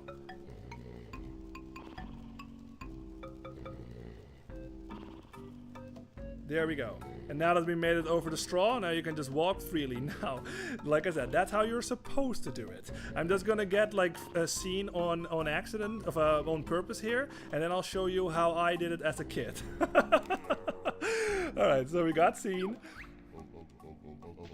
Let me read the chat real fast and then I'll show you. Jose says, I can't remember if I saw this in the trailer when I was a kid. If it is, I remember how much I wanted to play this game. Ah, okay, so you saw like a commercial or something? Yeah, I mean, like, I don't remember. Like, I think it was just a word of mouth or something. Like, I can't recall, like, how I just sort of discovered that these games were made. It was obviously way the fuck before the internet, you know? So it was just like, either you saw it on TV, you know, like a commercial or something, or it was just a word of mouth thing. Now, anyway, this is how I fucking did it as a kid. You notice this fucking flame torch over here? Come on, camera, work with... Oh, really? Sorry about that. You notice those fucking flame torches over there? You can actually fucking it kind of does like a Mario 64 situation where if you hit that flame, Banjo will fly up basically and he will get hurt, obviously. Like, it does hurt him like with his health and stuff, but he will fly up and you still have control over him. So I'll just show you with this one over here or something. So I'm just gonna hit this on purpose here. See, notice how he flies up and I can still sort of control him. So, what I did as a kid, like I said, I did not know about that fucking tiptoe-y thing. What I tried to do, and I'm just going to try to replicate to see if this works, I just hit this and I just moved myself over there and hope to God that I didn't hit the straw. So let's see if I can do this. Nope, I didn't make it. No, anyway, but that is how I did it. Like, I just did that over and over again until I fucking landed on the right spot and not on the straw, and then that's how I did it. So it was one of those situations like later in life where I realized, oh, that's how you're supposed to do it, I guess. Like, I totally did that unintentional, but it worked. It did get me results, so it doesn't matter, but it's just one of those memories that I have where it's just like, yeah, I just did it my own way, I guess, on that one. Alright, so I'm just gonna tiptoe over here again. Very fucking carefully. Yeah, this is one of those situations because like the control stick that I'm using is like obviously a lot more sensitive compared to like the N64 one. So I am trying my hardest here to not move my thumb like too much forward, because otherwise Banjo will go in that walk situation and then like I will get seen. So and I don't think you can jump either, so I'm not gonna risk that. I'm just gonna keep walking until we are over the fucking straw, and should be good. There we go. Alright, we got it. Servant says, doing things the wrong way is true gaming. Yeah, exactly, dude. Especially in Tears of the Kingdom. Like, oh my god, I love doing things like in my own way and then just sort of comparing like to others, like how they did it. Like, you can do that in Echoes of Wisdom too, like in the Zelda game, like the Echoes of Wisdom game, where you had like access to like a lot of items and stuff, and you can do it like shit like in your own way. And comparing that to others, it was so fucking funny. Like how I did certain things. Yeah. Servant says Sneaky Bear. Yeah, this was like a Metal Gear Banjo situation or something. Alright, but yeah, we have the statue, so no worries about it right now. Obviously, just don't hit the straw again, but you can just go through this little cave over here, and it will loop right back to where the guy is that lost this statue thing, basically. So he was right after all. The statue was actually fucking stolen. Like, he's just like fucking frantically just like fucking searching for it and shit. He's just like, where the fuck did I put it? Like, god dang. Like, is it under one of these fucking money bag things? No, it actually was stolen. So obviously I can't run, unfortunately, like with this thing when Banjo's holding this thing. So this is just his default speed, unfortunately. So I can't really go any faster. Alright, but we got the statue, so let's go back and let's go fucking show it to him. Luckily, Banjo will. Don't worry about it. Like, we still have the statue. Huh, jump down. Oh, there is fall damage in this game, so you do have to worry about that. Same as like Banjo-Kazooie. There we go. You found Target Sand's priceless relic thingy. The caveman stole it. Why, those thieving little... Careful, this is a family game. Oh yes, so it is. Why don't I just give you a jiggy? Whoa! That makes sense to me. Yeah, I love that another fourth wall breaking right there. He was about to fucking just curse right there, and then Banjo's just like, careful, this is a family game, no fucking cursing happening. Aye! Pebble gone, me in much trouble, big beatings. Oh, this game is so charming, you guys. Oh my goodness, alright. Alright. Maybe we'll see those guys later in this game. Hint, hint, wink, wink. Alright, let's get that jiggy and let's get the fuck out of here. Where the hell is it? That's where it is, yeah. Alright, we got it, yeah, sweet. Someone says, oh no crap, I didn't know that about Echoes of Wisdom. I've barely given it. Oh my god, I can recommend Echoes of Wisdom. It's fun as fuck, man. I really need to play that one already. Yeah, oh dude, like I can totally recommend Echoes of Wisdom. The thing that I love the most about Echoes of Wisdom is the sense of freedom. Like, it's basically like, you can compare it to like Breath of the Wild, but it's like an overhead like Breath of the Wild. Really, that's like the best way to describe it, I think. Like, the main gimmick about that game is like, you play as Zelda, first of all. You don't play as Link in that game, you play as Zelda, but it's like a Link to the Past, no, Link's Awakening remake like style, basically. So it's like an overhead Link's Awakening remake style, and the main gimmick in that game is you get like some kind of wanting or something, and you everything like when it comes to like enemies or like a fucking like table or like a fucking whatever, like there's a lot of things in that game that you can sort of copy with your wanting, and then you can use it on your own whenever you want to, really. So there's a lot of fucking freedom in that game, and you can do things in multiple ways. Like I said, that's why I said like it's kind of like a 2D like Breath of the Wild in that sense. Like, you can do things out of order, like as far as I remember anyway. Like, it has been a little bit since I played it, but you can go in the world, you can go whatever order you want to. Like, when it comes to dungeons and shit, you have a lot of freedom to your move set, basically. Like, as long as you have copied that thing once, you have that thing forever, like for the whole fucking game. So even those like fucking remember the flying panels in Link to the Past? Like, every time when you get into a room and like the flying panels things come out and you block them with your shield, you can copy that too, and you can use it, and you can just fucking go. You can fucking spawn that thing out, and you can stand on it, and it will fucking fly forward. It's fucking amazing. Like, I don't know why fucking not a whole lot of people seem to have played that one, but it's just like, from my experience, it was super unique, and highly recommend, man.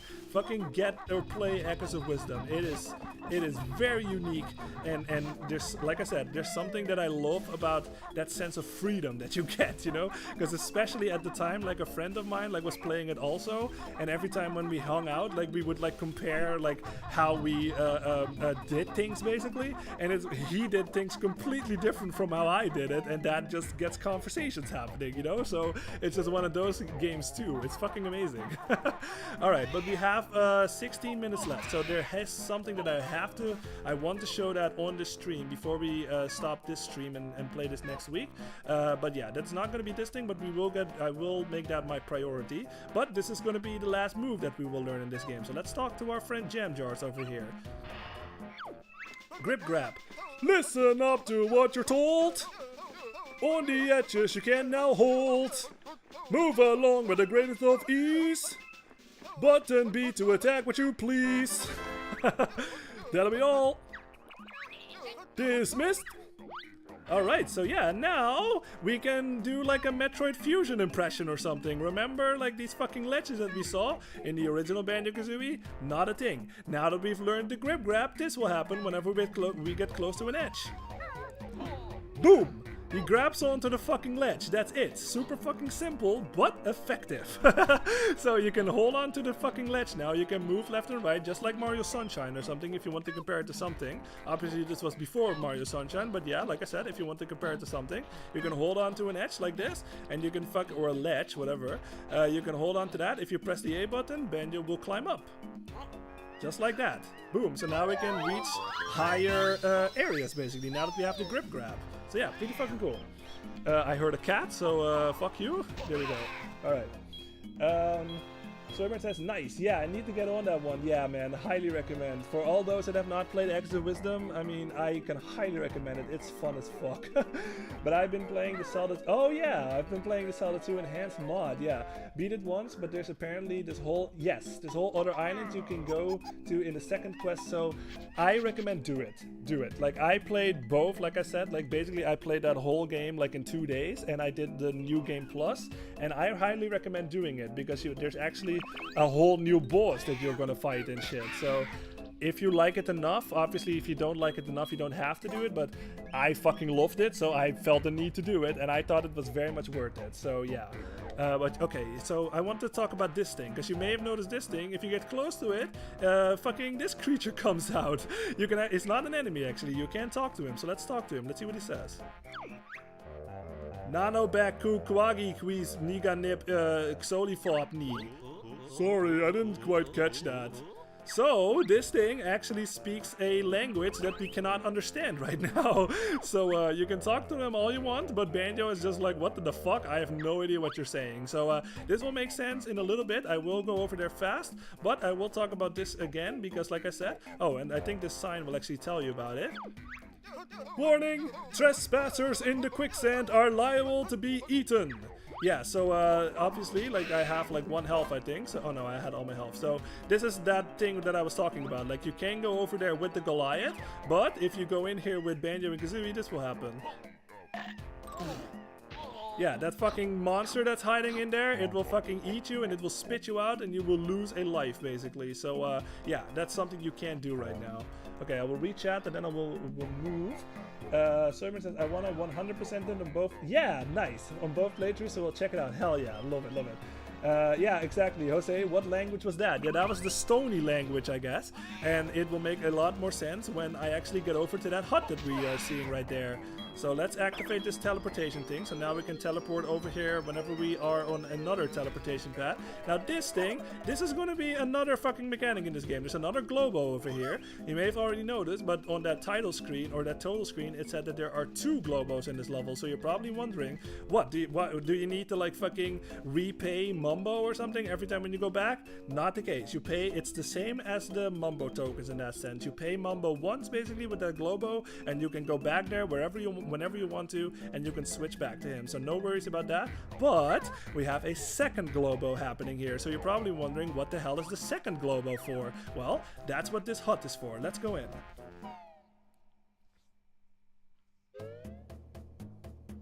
This is Womba's Wigwam. Big heap welcome to Little Bear and Bert. I'm Banjo and my feathered friend is Kazooie. Me Humba Womba, best magic person on island. We heard that Mumbo was the best. Not true. Mumbo amateur. Womba best. You bring Globo magic creatures here. You have Globo. Want to give Humba? Hell yeah! Sure, I'll just throw it in. Here it goes. Magic ready. Jump in Womba pool. So yeah, so this, let's just jump in the pool and you might be pleasantly surprised, especially if you have played the original Banjo-Kazooie. Here we go.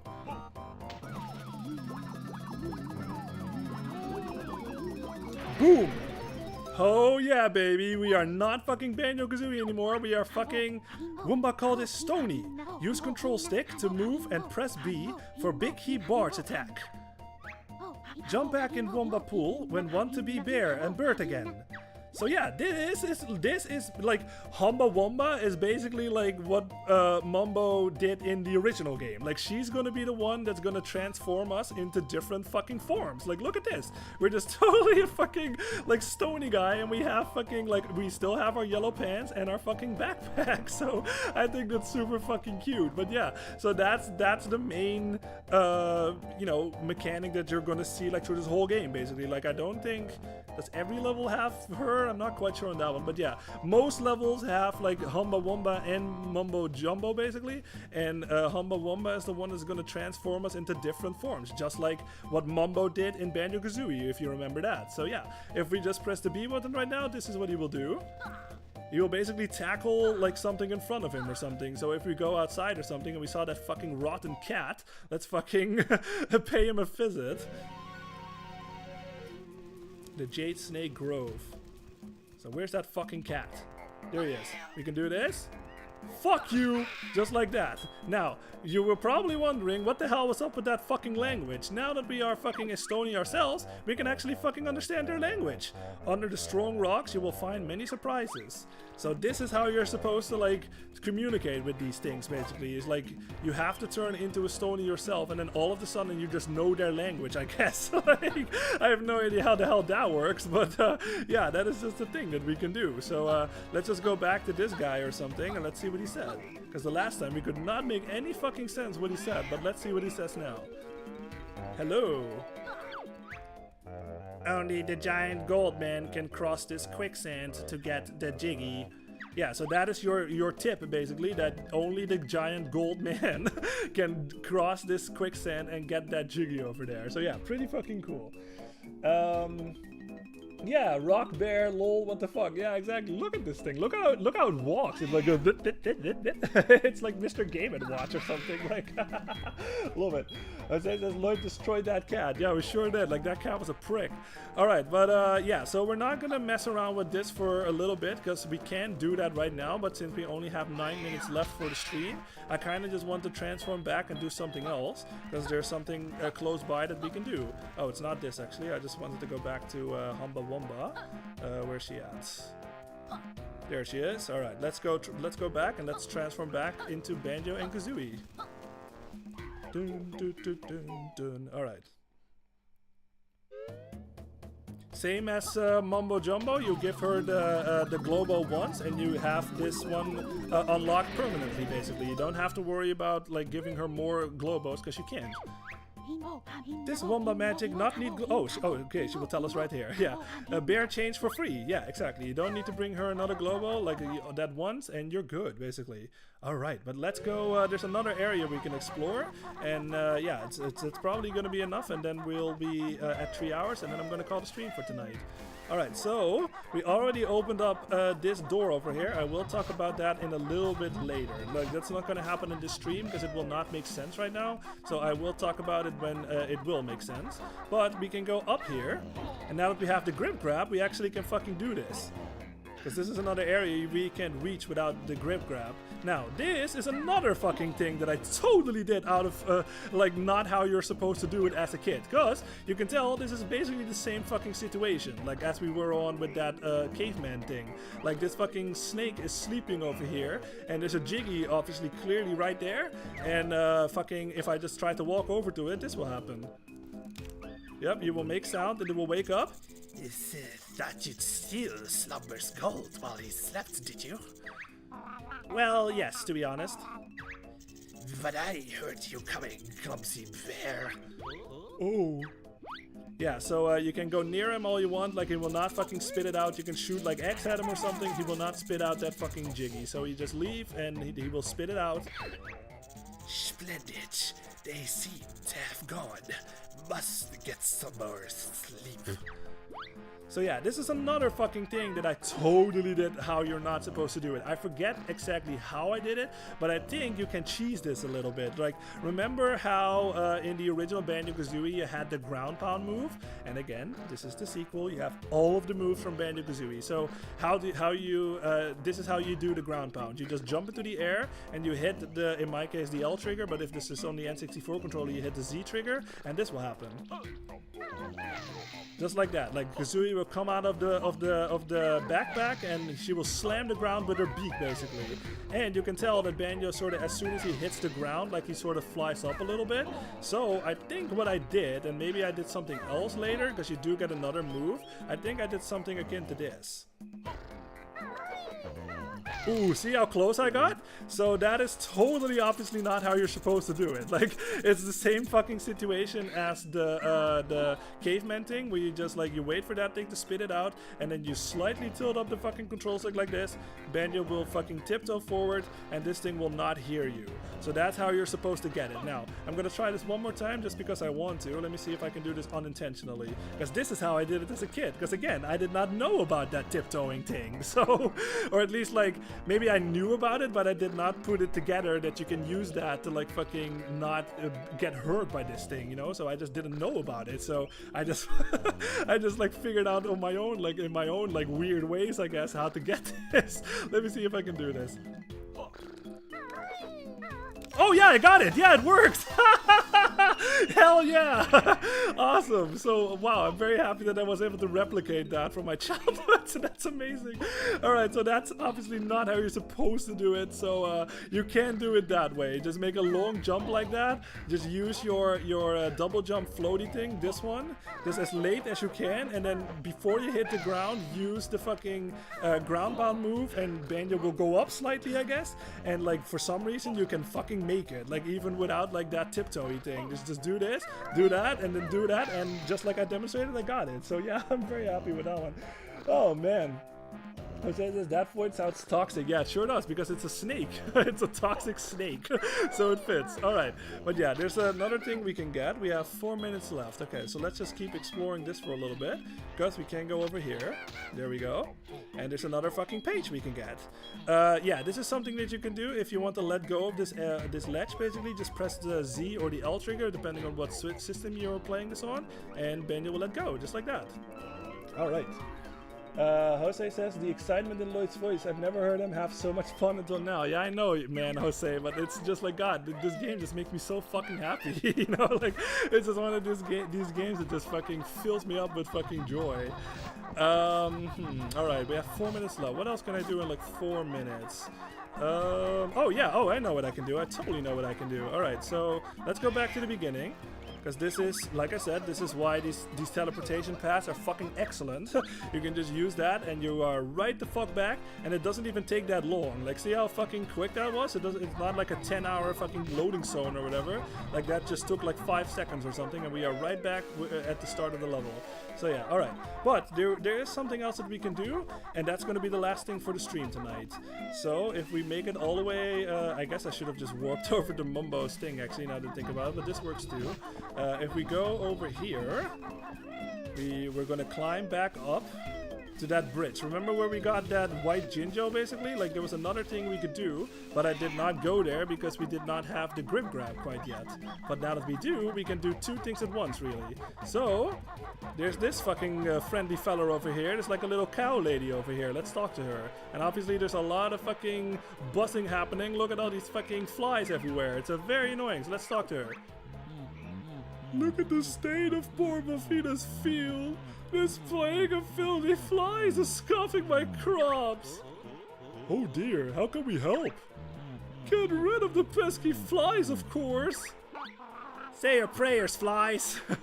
So this is basically where you need this egg aim move, because obviously if you don't have the egg aim move, you have no fucking way of getting rid of these things, I think. Let me actually check. I kind of want to experiment. Oh, I like how she, look at this. Oh, that's a nice attention to detail. She fucking tries to like swat them and shit. Wow. Alright, but let me check actually. Can you fucking do this? I've never actually tried this. Will this work? Can I just do this and just shoot them like that? I guess not, huh? Unless it's like really fucking precise. No, okay, so this is basically, as far as I know anyway, this is where you need your egg aim move. So just fucking do that and just shoot them down, basically. That's 1. That's 2. Listen to the sound that they make. Yeah! Alright, let's shoot down the last one. There we go. Oh, amazing! I can't hardly believe it. You at least sorted those flies out. I guess it's like a southern cow, huh? Enough of the crop jokes, lady. I believe you owe us a jiggy. Oh, I guess I do. Yeah, there we go. I love how she was making crop jokes and like Kazooie just totally shut her down. This is just, again, this is just something that I love about this game and the dialogue too. Like, it's totally fucking self-aware of itself, you know? Like, it's totally self-aware of the fact that like there was a prequel to this game, but that kickball guy was just like, oh, you know what? Like, while y'all were playing Banjo-Kazooie, like this fucking tournament happened, and then this girl is just making like crop puns or whatever, and then Kazooie's just like, stop it with the fucking crop puns and give us the jiggy already. So I just love how self-aware this game is. Like, it totally does not take itself seriously, and I fucking love it. Alright, we got the jiggy. There we go. There's only one more jiggy left in this stage, but we're gonna get that next time. Now, this is why I wanted to wait until we got the grip grab. Technically, you can do this if you just fly over here, like with the flight pad and stuff, but I figured, like, let's just wait until I get the grip grab, and then we can get this thing too. There we go. Bzz, bzz, bzz. Yeah, alright, so let's look at our totals, and then next time we're going to continue playing this. We have 7 jiggies right now, 2 out of 3 honeycombs, 2 pages, 2 globos. We have learned all of the moves, we have all of the Jinjos, and we have 100 notes. Alright. Yeah, Jose says Kazooie is just being realistic. Yeah, exactly. Alright, I'll just go back to the beginning of the level or something, and then I'll save and quit, and then I'm going to call the stream for tonight. Oh, you know what? Actually, I kind of want to show this off before I do that, because this is another thing that they carried over from the original game. Remember how in the original game you had fall damage and shit? And I showed y'all a specific trick that you can do to sort of like, you know what? I'll show it to you. I'll fall from up here. Okay, it's not high enough. But anyway, there's fall damage in this game, so I'll just try to like reach like a higher ledge or something. Let me see. Can I find something that's not like below water? Oh, oops, that's too steep. Go up, go up, go up, go up. Okay, this should be high enough. Let me just fucking like go over here or something, and then I'm just gonna fucking crash down. Okay, well, I fell into the water. Anyway, so what you can do, remember how in the original Banjo-Kazooie, like whenever you did this, basically, this ground pound move, like Banjo will be in that little T-pose, basically, that he does. You can actually totally the same as in Banjo-Kazooie. Is like if you are on a super high fucking ledge or anything like that, you totally can just fucking use the ground pound, and when Banjo is in that T-pose move, you can move him forward basically, and that will totally negate the fall damage. For some reason the game just is confused or whatever, like it does not see Banjo as like falling from too high. So if you are like on ledges like this for example, you can just totally do shit like this or something. Just like that. Like, I'm not sure if that was quite high enough for the fall damage to kick in, but if you are in a situation or something where you are way too fucking high, you can use that and you will not take fall damage. So that's just totally that they carried over from the last game. So you can argue, is that intentional, or is that just an oversight twice in a row? I have no idea. But anyway, let's just get the, yeah, let's just, we're back here, so I'm just gonna save and quit. Don't worry about it. If you know, you know. In the original Banjo-Kazooie, every time when you would save and quit your game, at least that's let's just say the majority of the game, you will have that end cutscene basically, where it shows like Gruntilda winning basically, and like she succeeds and like transforming like 2D into like a super ugly monster, and she's like super hot and shit. That is not in this game, unfortunately. There's no end cutscene in that sense. Like, it's kind of like on the same level as like the dance not being present in this game, right? Like every time when you get a jiggy in the original Kazooie, Banjo-Kazooie, he would do the dance. That's not in this game.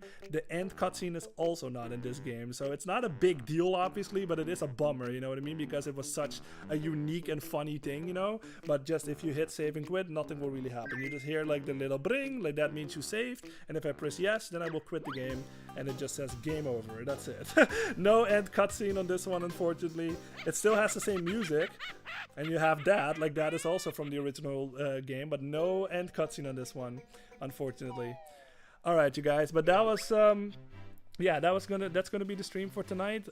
We made, yeah, we didn't, like I said, this is obviously a stream setting. There's a lot to talk about, so we really didn't make that much progress into the game. But I am very just I can't be happier, man. Like it's something about these Banjo games that just get the most like joy out of me, you know. I guess like you can tell, I guess from my reactions and shit. Like this is just one of those games that make me happy, you know. Like there's just so much going on. There's so much interesting things to talk about. There's just like I said, it's a very familiar yet fresh situation again, just like going from Banjo-Kazooie to the sequel and stuff. So like I said, there's just a lot to talk about. There's a lot that I get excited over. It's just something that it just still sort of resonates with me, like when I was a kid, you know what I mean? Like when I play, this is another game that I played as a kid, same with Banjo-Kazooie, and it's still, when I play this, like I just sort of get sent back in time or something, you know. So that's just a thing. And like I said, I'm having a great time here playing this, so I hope y'all are having a good time like seeing this, like especially for those that have not seen this game yet. I hope like my enthusiasm or something like rubs off or something, and it's like maybe you want to play this game, you know what I mean? Like Jose was saying earlier, like I fucking love that, you know what I mean? So hopefully that's the case, but if not, it's all good. I just hope that y'all are having a good time, you know. I'm certainly having a great time over here. So yeah, next time we're gonna continue playing this. Like this is obviously a big fucking game, so this is just for the next couple of weeks we're probably gonna play this, but I am excited about it, you know what I mean? I'm very excited that I'm finally playing this and in front of y'all too on the stream. So yeah, this is just gonna be a thing for the next time. Obviously next stream is gonna be on Tuesday again, 10 p.m. Central European time, and yeah, we're just gonna keep playing this for a little bit. Let me catch up in chat. Jose says it was a very funny stream. Nice. I can't wait to see the rest of this game in the next stream. Yeah, see you guys next time. Yeah, thank you very much. And I'm glad to hear that you're excited about it. I'm excited about it too. Yeah, I know. Soyborn, like he doesn't do the like go, like he doesn't do that in this game. Like, does he at all? Yes, he does actually, but not nearly as often as the original, man. And that's a bummer because it's such a, you know, it's so fun. But it is what it is, you know. That's just the rule of the game. Jose says your enthusiasm is always contagious. Oh, that makes me happy. Thank you very much. Glad to hear that. But yeah, everybody, thank you very much for being here. I saw a couple of new faces, so that always makes me happy. And yeah, Soyborn, of course, and Jose, thank you very much for being here. So regular as you guys are, that always makes me really happy. And like I said, everybody that was here lurking live or like after the fact, the new people, everybody, like I appreciate all of you, so thank you very much, and have a good rest of your day. And yeah, I will see you guys on the next one.